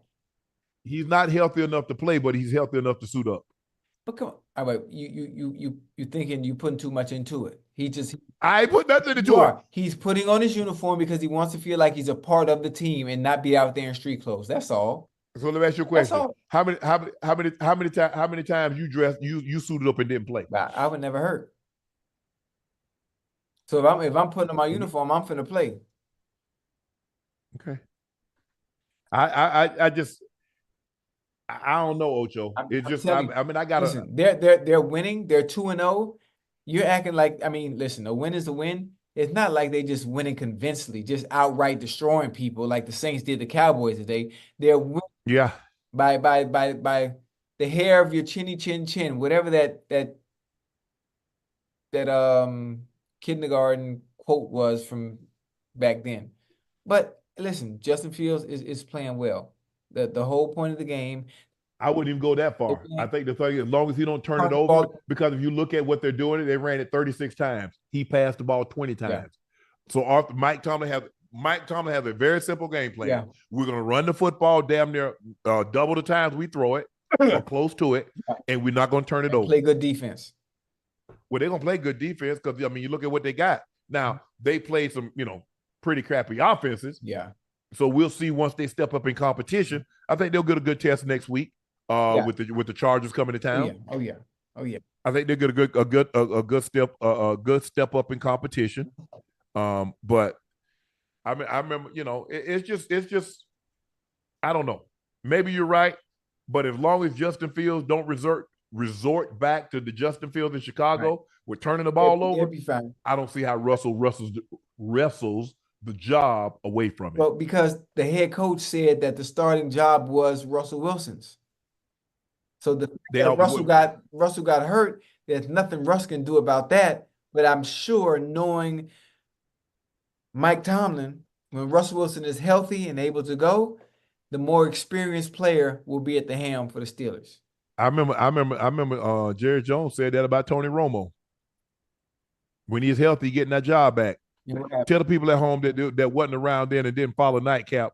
When Tony Romo got healthy, what did he do? What he did? No, that's what I'm asking. What did he do? I don't remember. That was a long time ago. Yeah, okay, yeah, Dak been the starting quarterback since. Oh, okay. What did Coach Belichick when Drew Bledsoe got hurt? Oh yeah. What was supposed to happen, Ocho? He was supposed to come back, but Tom was different, boy. Tom went in there. No, Tom wasn't. Go back and look at Tom's stats. Go back and look at Tom's stats when he took over. They ran the football. Tom was not Tom. No. He wasn't like that. Yeah. He wasn't like that. Sometimes it's just a feel. Mm-hmm. It's just a feel. A lot of times that's what a coach has to go with, Ocho. So how do you feel? You feel Justin Fields should still be the starter? Healthy? Mind you, they beat a bad Broncos team. Yeah. But who did they beat week 1? Who did they play week? I forgot who they played week 1. No, the Broncos. They just played the Broncos. Steelers just played the Broncos. Who did the Steelers play week 1? Falcons. The Falcons. They went on the road and beat the Falcons. Okay. Remember, they kicked them 6 field goals. That's right. Chris Boswell kicked 6 field goals. But that was a decent team. Yeah. So we'll see. The Falcons played tomorrow night against Philly, so we'll see. But like I said, again, it's 2 very inept offenses. Because First Cousin didn't do much the other night, right. Ocho. Yeah. But the Broncos. Let me get that, Jordan. Let me get that right there. Let me get that right there. I Bengals, they do this for you. Do what they did for me. Who that? Let me get it. Don't worry about it. Ooh. Y'all see that? Well, what's in there? My own locker. That's your locker? Yeah. What, from Savannah State? From Denver. Y'all had them goddamn lean on me lockers? You see? Says Mile High Collection. But I'm saying, Look at that. you see the locker? Y'all, that's the same locker they Did had. you get one? You over here trying to talk bad about my team. I'm not just saying, but that's the lockers they had in the movie Lean on Me. Man, I think they're selling these, Ocho. Oh, okay. See what they said. They say 8-4. Your locker combination, I can't tell you because I'm going to put some stuff in here.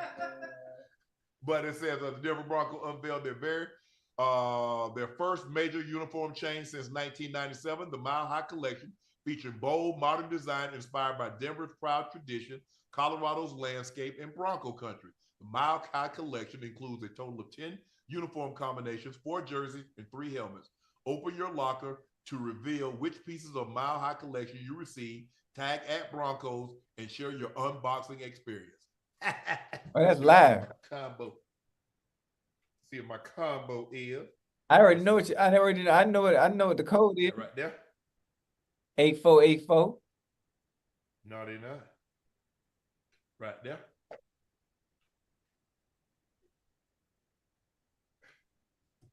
Hold up. Hold on. Come on now. Hold on. Say 1, 2.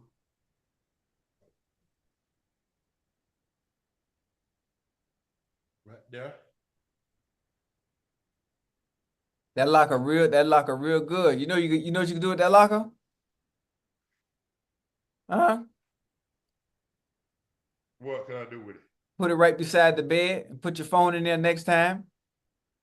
There you go. See, Ocho, man, you don't know how to let stuff go. Ocho, I'm too soon, Ocho. Okay, my bad. I'm just giving you some ideas. That's all.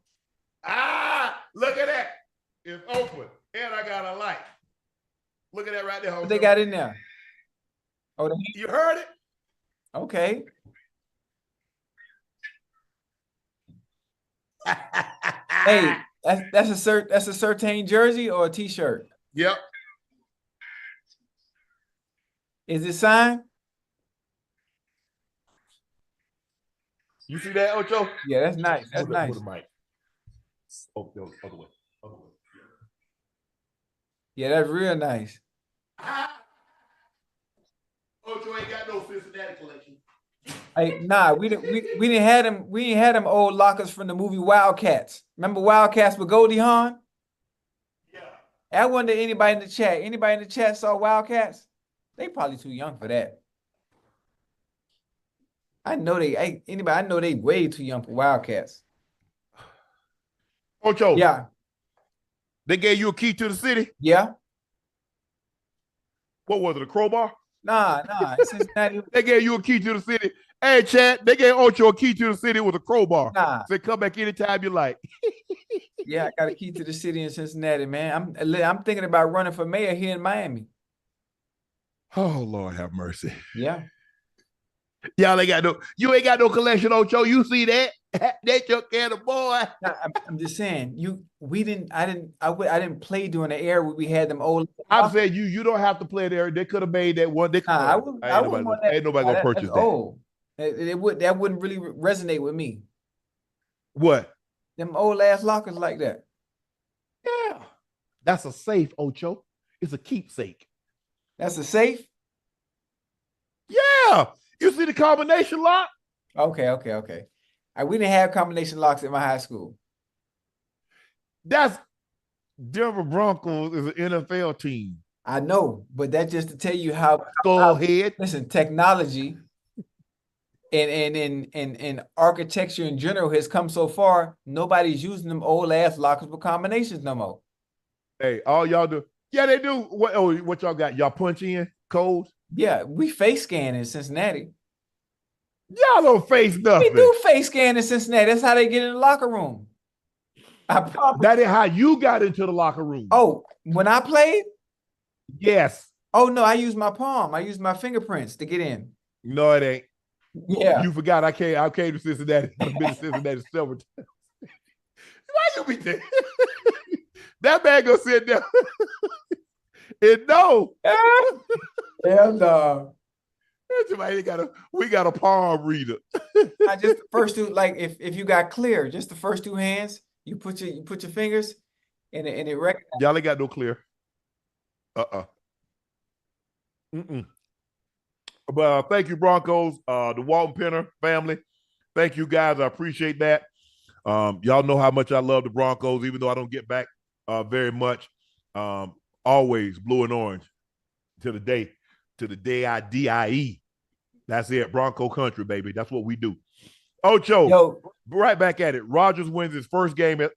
Theoretically, it's his second game because he does get credit for the game that he only played 4 plays because they did come back and win. And because he started the game, he get credit. But Rodgers wins as the Jets beat the Titans 24-17. Rodgers hit some clutch passes in the fourth quarter to save the Jets from a crushing loss and starting the season 0-2, going 5 for 5, 74 yards, and the game-winning touchdown.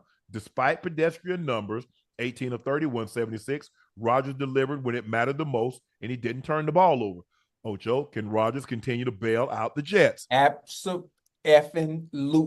And that's what he's going to do because he's a quarterback with a veteran presence that can do exactly what you just said.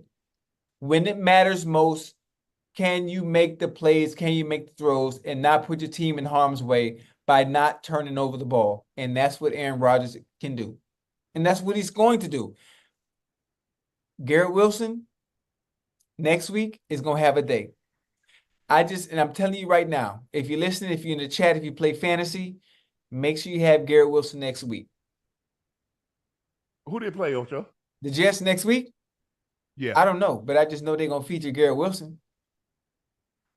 I'm telling you, I have a feeling. I can feel it every time.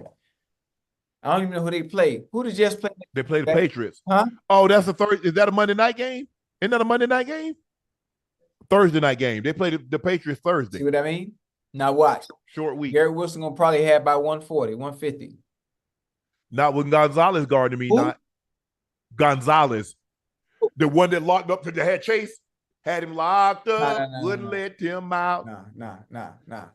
Don't do that, Ocho. Ocho, don't do that. Garrett Wilson is going to have about 130, 140. Put something on it. Hey, it could be any Gonzalez. Chichi Gonzalez, Speedy Gonzalez. Hey, Gonzalez Christian be locking them up. All right, you'll see. Christian Gonzalez, it don't matter. Garrett Wilson, 130, 140. Book it. But look, Ocho, I know D-Hop losing his mind. Oh, yeah, absolutely. 1 catch, 2 targets for 9 yards. Absolutely. We'll let Ocho. How many times I got to say it? Please, guys, stop making a bad situation worse. Did it again. Even the coach said, "What the F are you doing?" I asked myself that question, Coach. Now, you didn't learn last week, Ocho. You're getting sacked. You flip the ball up. The guy picks it. Basically, wins the game. Yeah. Today, you getting sacked. You throw it backwards. It's a lateral. Son, sometimes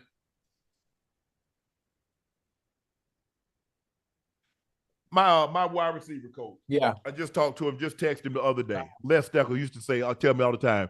He called me sweetheart. He said, "Sweetheart, you gotta know when the journey's over." Yeah. Get your head down now. Yeah. You know, Ocho, I'm trying to be tough, fighting for yards, and they steady putting hats on. That's how you get hurt. Yes. He said, "Sweetheart, it's okay. I know you tough. You ain't got to prove it. You don't have to prove it every play." Yeah. And so, man, come on, Will Levis. Growing pain. He will not let you wrap your arms around him and embrace it, Willie. Because he gonna do something. Yeah. That he gonna make a wild play. You like, wow, yeah. And then he gonna make another play, and you be like, yeah, what are you doing? Wow. A string of them together at that. You did that?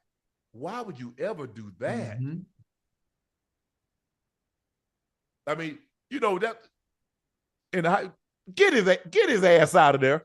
You know, in high school, that would coach get his ass out of there. Man, he gonna be all right. He gonna go through his little growing pains.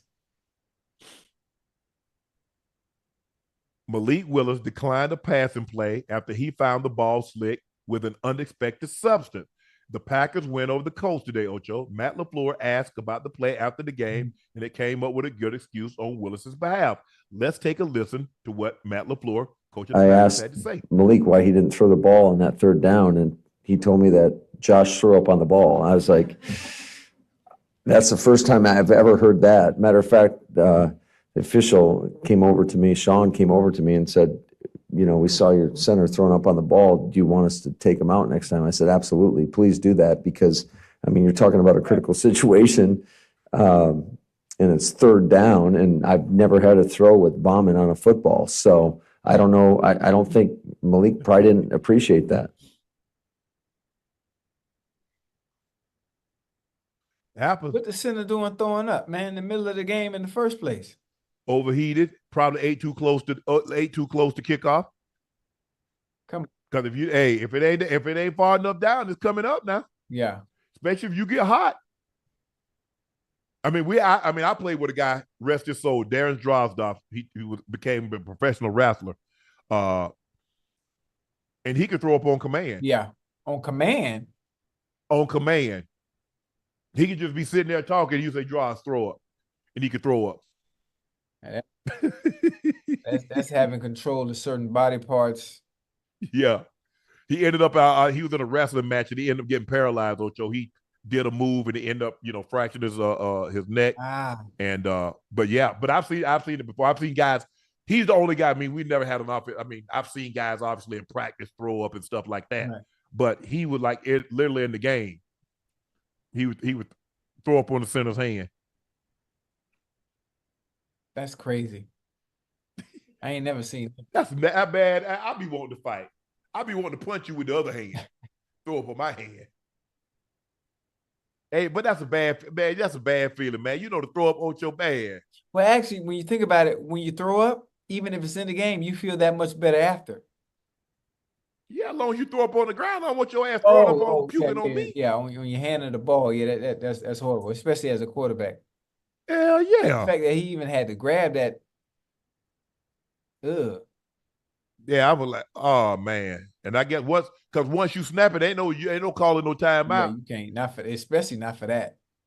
Oh man. But give Malik Willis credit. I mean, he took it like, hey, I can't throw this. Let me put it up under my now I gotta put vomit up. You see the ish that you deal with to try to win a ball game, Ocho? Yeah. Yeah. Oh man, yeah, all that. What am I gonna? You ever threw up in the game, Ocho? You ever threw up? Nah, I don't throw up. But I get my I eat my McDonald's. That sit on my stomach real right. Proper nutrients. That's my fuel. I ain't got time to throw up now. No, I'm eating by the time we hit the field. Yeah. I done ate. See, I'm eating, Ocho. I'm probably eating about 8 o'clock. 8? So about 8 o'clock in the morning. Yeah. I eat at 10 at the same time, every time. I mean, I'm just gonna get I'm gonna get pancakes. I would eat French toast, just with bananas, egg whites, right, oatmeal. Yeah. Glass of orange juice, glass of water. I'm good. Yeah. Well, all jokes aside, my pregame meal, whether we were playing home or away, at home, it was either McDonald's, hotcakes with sausage egg McMuffin, and large OJ, or I go to First Watch, which is on Walnut right downtown. I go there at 10 o'clock and I get the trifecta. It was simple. It was just, French toast, the millionaire bacon, 2 egg scramble, a fruit bowl, and a large cranberry juice. And that was it. Yeah. But then I was very superstitious, Ocho. I had a situation where I think the first game I ever had, 100 yards, I had a blueberry Dunkin' Donuts. And you kept eating that same goddamn blueberry Dunkin' Donut, huh? Every since from 1992 until I retired, every game in my locker. 3, it was I don't know if Dunkin' Donuts still does this, but they used to do a blueberry cake donut and they used to do a chocolate chip cake donut. Right. So I would have them, they would get, if they didn't have the chocolate chip, they would get blueberry. So I got 3 blueberry donuts. I got 3 packs, a big red 5, 5 sticks in a pack, in a pack. Right. Those, and I would have 6 Advil sitting in my locker. They would give me lineman socks, lineman socks, 6'4" to 6'8". Right. So you put them I all would the way take up. those back to get running back socks. Right. We had the exchange had to be like this every game, home or away. Right. And Mike's gonna come out there and check. 84, your donuts are there. You go up, everything's right. Because he was superstitious too. Yeah. So, oh yeah. Once I got that 100-yard, hey, just like clockwork. And in Baltimore, they didn't do it. So when we played the Broncos in the playoff game, the equipment managers brought me the donuts. Oh, that's live. And guess what happened? Caught the tip, went 58 yards down the sideline. That's live. Yeah. So, yeah, that was, see, there you go. They know what I'm talking about. No, it wasn't no, but when I played, I don't think Denver didn't have no Krispy Kreme. So Dunkin' Donut was it. And so I need y'all Dunkin' Donuts. If y'all listening, bring those chocolate chip cake donuts back. I would greatly appreciate it. Ocho, just days after setting the league single season scoring record, A'ja Wilson, unanimous MVP, made even more history thanks to a 29-point outing. The Las Vegas Aces beat the Connecticut Suns 84-71 to surpass the 1,000-point mark total this season. She's the first player in NFL WNBA history to score at least 1,000 points in a season. Wilson is the overwhelming favorite to win her 3rd MVP. Thought she should have won it last year. That's neither here nor there. She's averaging a league best 27 points per game, 12.1 rebounds. Her 27 points per night is nearly almost 5 points more than the highest scoring single season average. Wilson is averaging 21 points a game throughout her career, which is tied for Cynthia Cooper for the best output in WNBA history. So let this sink in. She's averaging 27. She's giving you 12.1 rebounds a game. She's giving you 2 assists. She's giving you 2 blocks. She's giving you 2 steals. If that's not unanimous MVP, I don't know what is. Yeah, and you know what? There will always be one voter that will mess up everything, so she can't be unanimous. Now she will probably win the MVP, but you always got one voter that has to be a weirdo. Just got to be the weirdo and go against the grain. Always. She's phenomenal. I mean, to watch her play, to be at where she can shoot the 3, she got mid-range, Yeah. She can put the ball on the floor, Ocho. She can finish with either hand. She's outstanding defender. She's gonna win Defensive Player of the Year, rightfully so. Right. Like I said, I believe she should have won the MVP last year, but she's definitely gonna win it this year, and she's probably gonna get a couple of more. I think she's like 28, 29 years of age, so she got some more years to win because she ain't going nowhere. Right. And she has guards that can get her the ball. Kelsey Plum, Chelsea Gray. What's the other one name? Tiffany. Oh, here it is right here. Jackie Young. A'ja's 28 years old. So you look at the 3 guards, they got Chelsea Gray, Kelsey Plum, Jackie Young, all those that can shoot the ball plus, but they do a great job of feeding A'ja. They're going to make sure she get her touches. And so You got some ballers over there, boy. yeah, they got some ballers over there. But congratulations, A'ja. Unbelievable season, but you're not done yet. Congratulations to the Aces. Look like they're going to finish in the 4th spot, which make it's going to be a little bit more difficult to do it to get because last year they had home court throughout, but it can be done. But A'ja Wilson, the first WNBA player in league history to score at least 1,000 points in a WNBA season. She has the highest scoring total in a single season which is 27 points a game, averaging 12 rebounds a game, 2 blocks, 2 steals, and a partridge in a pear tree. So that's Asia. Ocho. Been real quiet lately. Caitlin Clark scores a career high 35 points to pass Simone Augustus for the most points scored in a rookie season.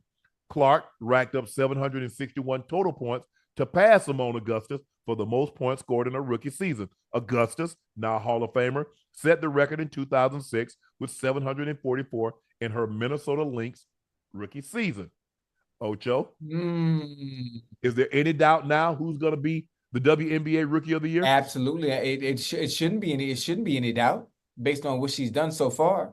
She's put together a beautiful season. The Indiana Fever, based on what they did last year before she got there, based on how they look now since she's gotten there, I mean, it ain't rocket science. They made the playoffs. They're going to make the playoffs, Ocho. Yeah. And they didn't do that last year. No, it ain't rocket science. Young Bull is good, man. My bad. I'm talking about Young Bull. Sis is good. No. CC is really, really good. She's really good. She's really good. Very, very, very exciting to watch. She's unbelievable. Yeah. She's phenomenal. She found her niche. If y'all didn't think she heard all the comments about her not deserving to be at the Olympics, and she not doing this and she not doing that, you don't get to the level she got to without using some type of fuel to motivate you. Yeah. And it burns long. Oh yeah. Her and her backcourt mate, Kelsey Mitchell. Man, Kelsey Mitchell can flat out shoot it. Man, that left-handed. Ooh, woo. She's nice. Man, that backcourt there. They can look. I understand the Storm. Yeah. With Jewel Lloyd and Skylar Diggins. I forget her last name. She's married now. Smith. They got a nice backcourt, but man, I ain't so sure I'm taking anybody over Caitlin and Kelsey Mitchell. Nah, hell. Arike Ngumbuwale. I mean, we saw her what she did in the WNBA All-Star game. Right. But right now, the way Caitlin Clark and Kelsey Mitchell are playing,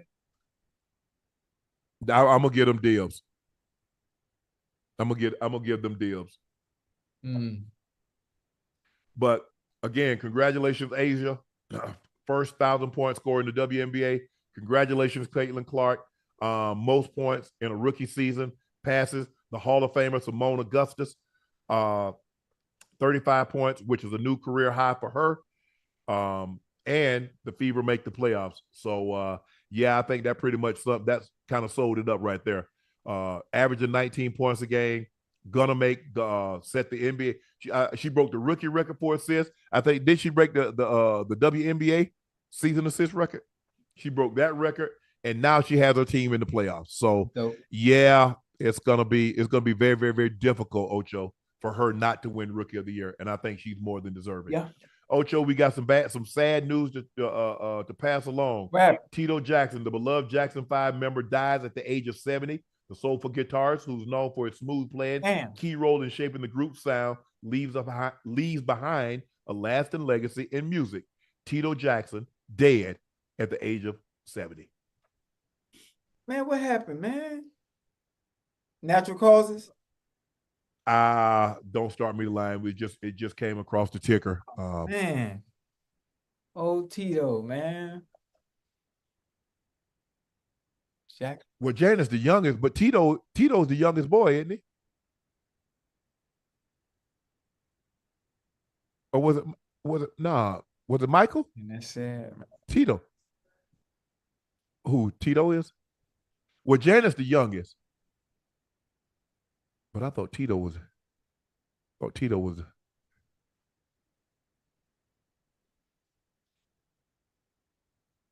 Oh, it's been reported that he had a heart attack, Ocho. Oh, man. Maybe Marlon. I think Jermaine or Jackie. Jermaine might be the oldest. No, Reeby might be the oldest.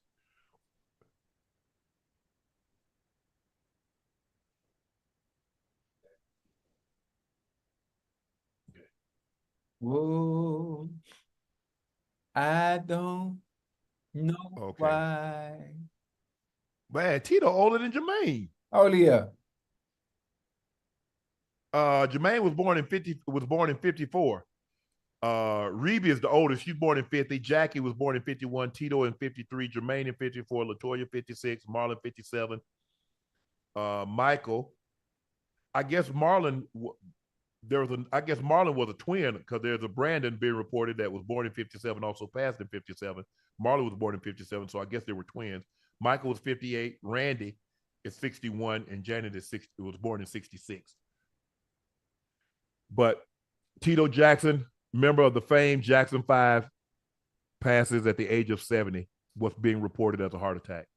Rest Now, peace. Ocho, Yeah. it's time for Q&A. Q&A. And I ain't seen Laney Ray. Is Laney Ray in here? Because I know she was at the bar probably last night getting drunk. Anytime she don't leave no comment, she at the jukebox. All right, now it's time for Q&A. Tito Jackson. We ain't got no.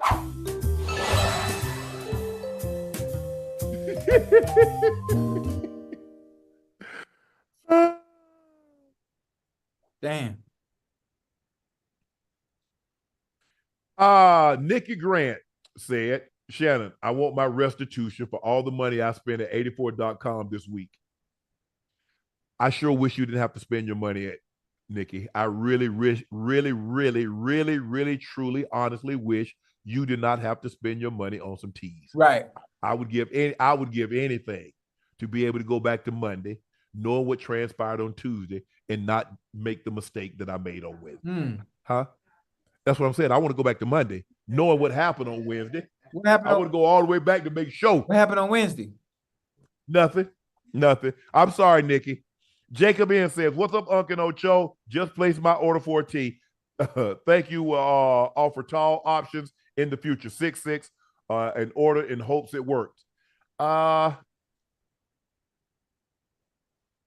They're long. Hey, look, you'll be okay. Speaking of teas, where my damn teas at, man? Look. What teas? Hold on. You can see that? You just placed the order 2 days ago, Ocho. Oh, how you know? How you know? You saw my email? Huh? Yeah. You saw my email? Yeah. Yeah, I be supporting this shit. I be supporting. Yeah. I be supporting. Yeah, chat. I ordered my own teas. Yeah. I mean, my family be calling to my chef, let me get a tea. I'm like, I got to pay for this ish, right? You got it. You got it too. Yeah, I ordered mine.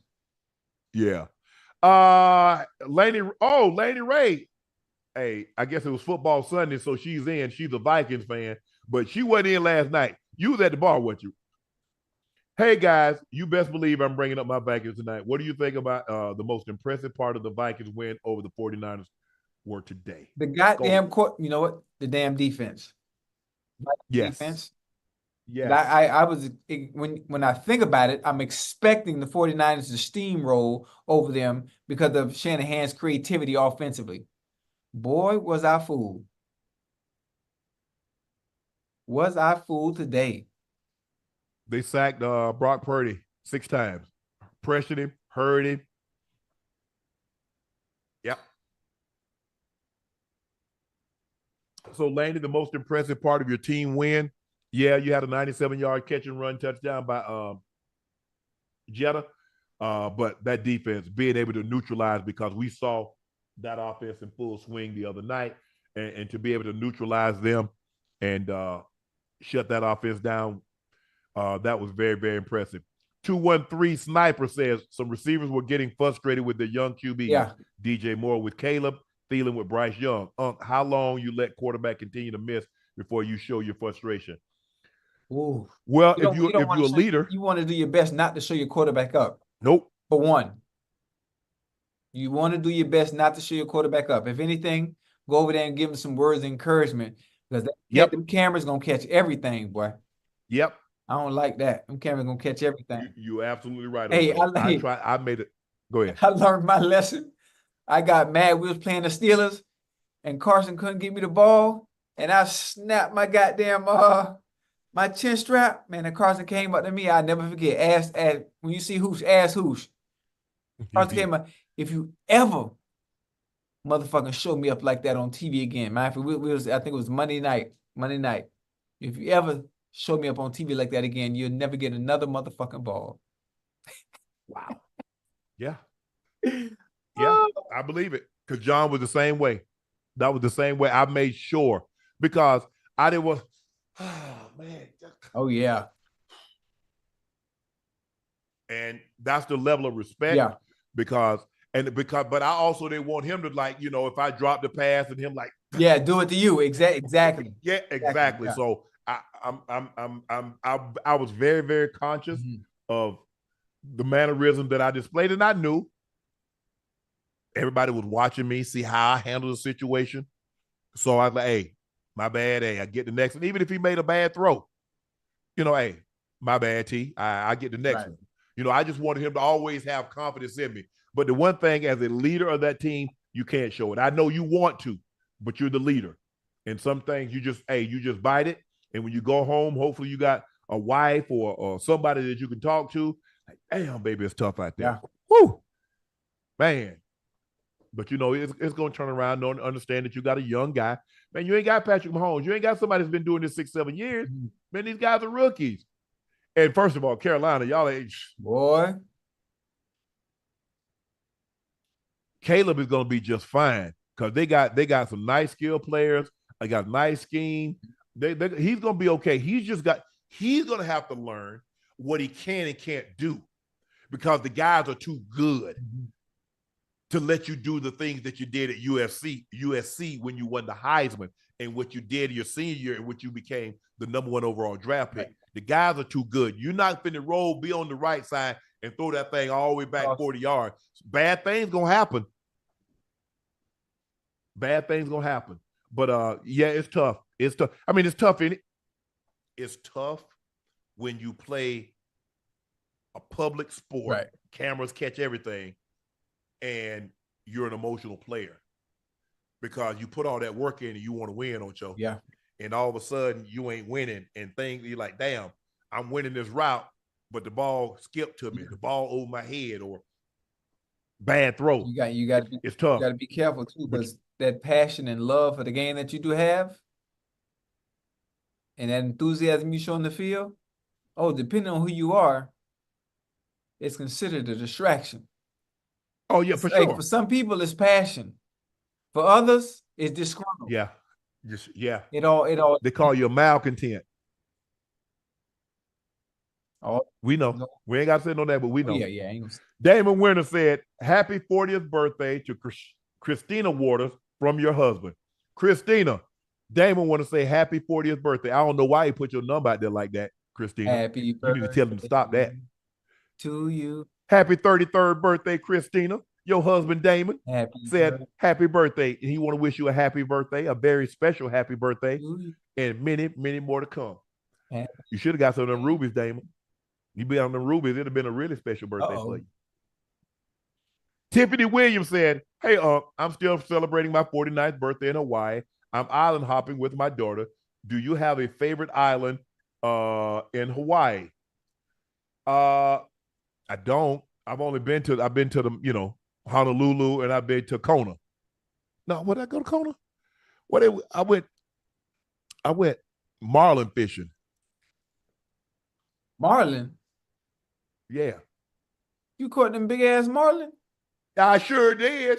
I ain't got the patience to reel them shits in for an hour.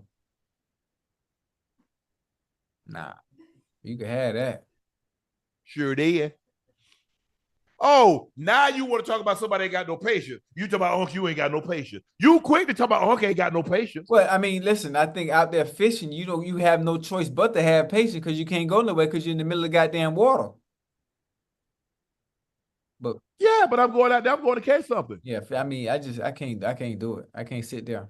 Once you get past them damn aggravating ass dolphins, that keep nibbling your.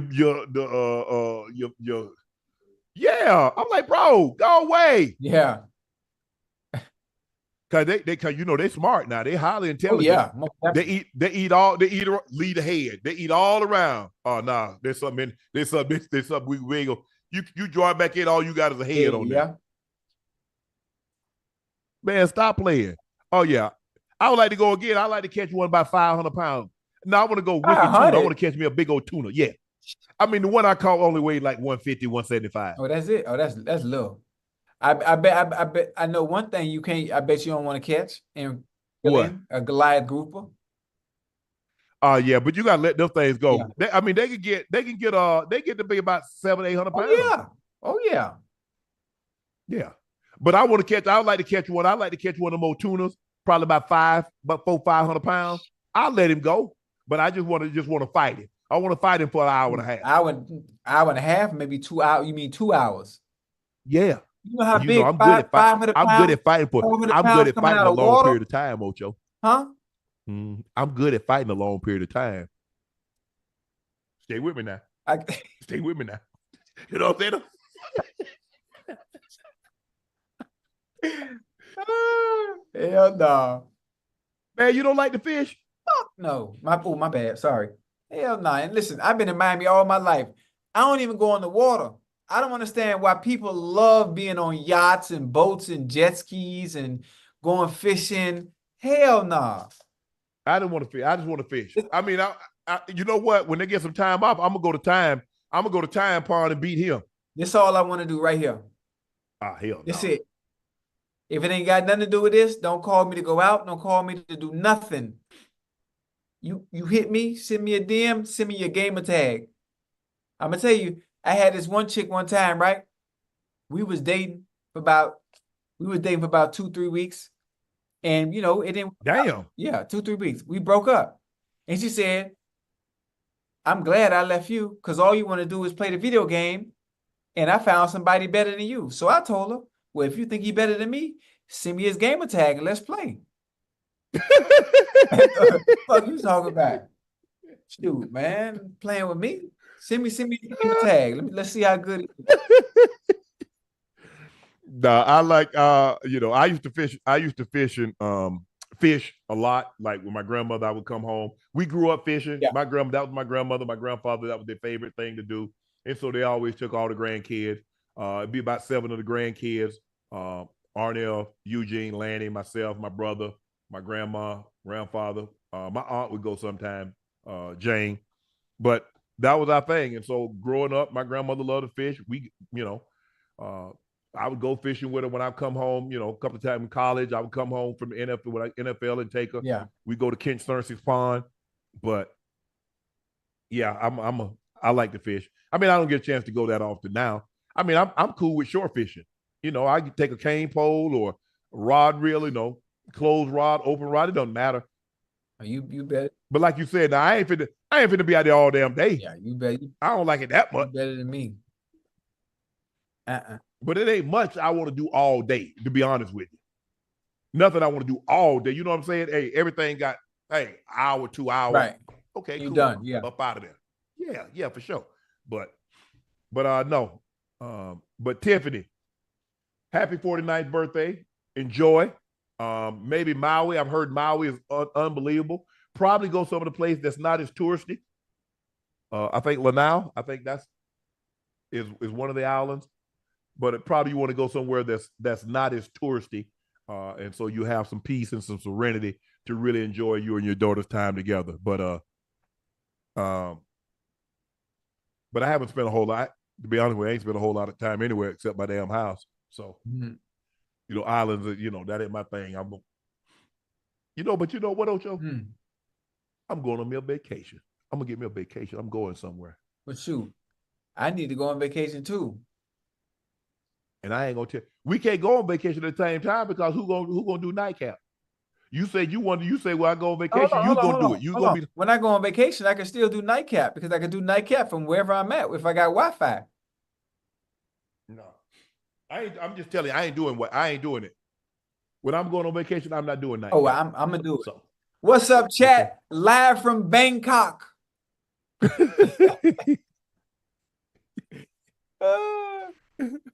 Nah. So yeah, I'm gonna let you handle that, but I'm going somewhere, and ain't nobody gonna know.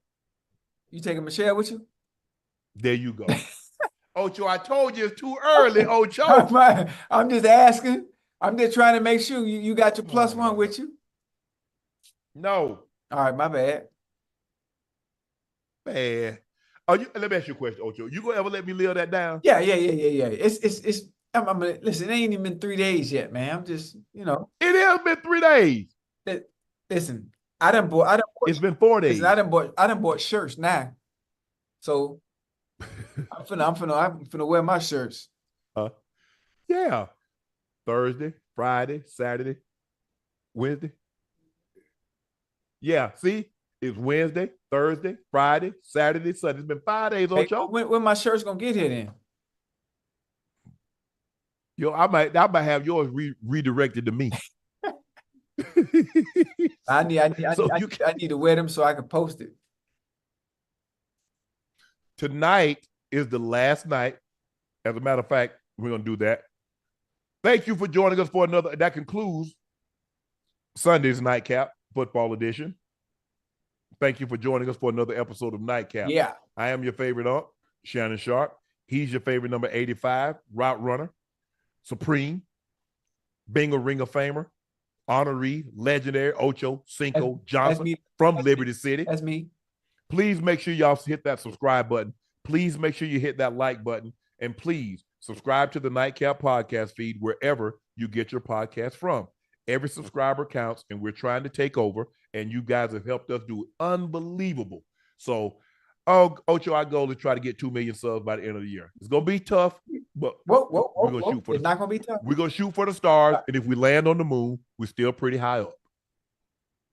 We're going to get there. Please make sure you check out Shea by Laportier. If you can't find it in a city or state near you, we have it in stock. Go to our e-commerce site, and we'll ship it right to your home. You can also follow my media company page on all platforms. That's Shay Media, and my clothing company, 84, with 84 being spelled out. The link is pinned at the top of the chat. Guys, we released some T-shirts, obviously, about last week events. Tonight is the last night you'll be able to purchase those. Tomorrow at noon, it's officially over. So thank God for that. They will not be available tomorrow afternoon. 84.com. The link is pinned at the top of the chat. And that'll be the end of that, thankfully. The Texans beat the Bears 19-13. Chiefs beat the Bengals 26-25 on a walk-off field goal by Buckner. The Saints torch the Cowboys 44-19. The Ravens fall to 0-2 as they lose to the Raiders 26-23. And Kyler Murray, they do a job. He got Marvin Harrison Jr. involved early as they win 41-10 over the Rams. The Vikings beat the 49ers to improve to 2-0. And Justin Fields leads the Steelers over the Broncos as they go to 2-0. That concludes Nightcap. I'm Unc. He's Ocho. We're done. See you tomorrow.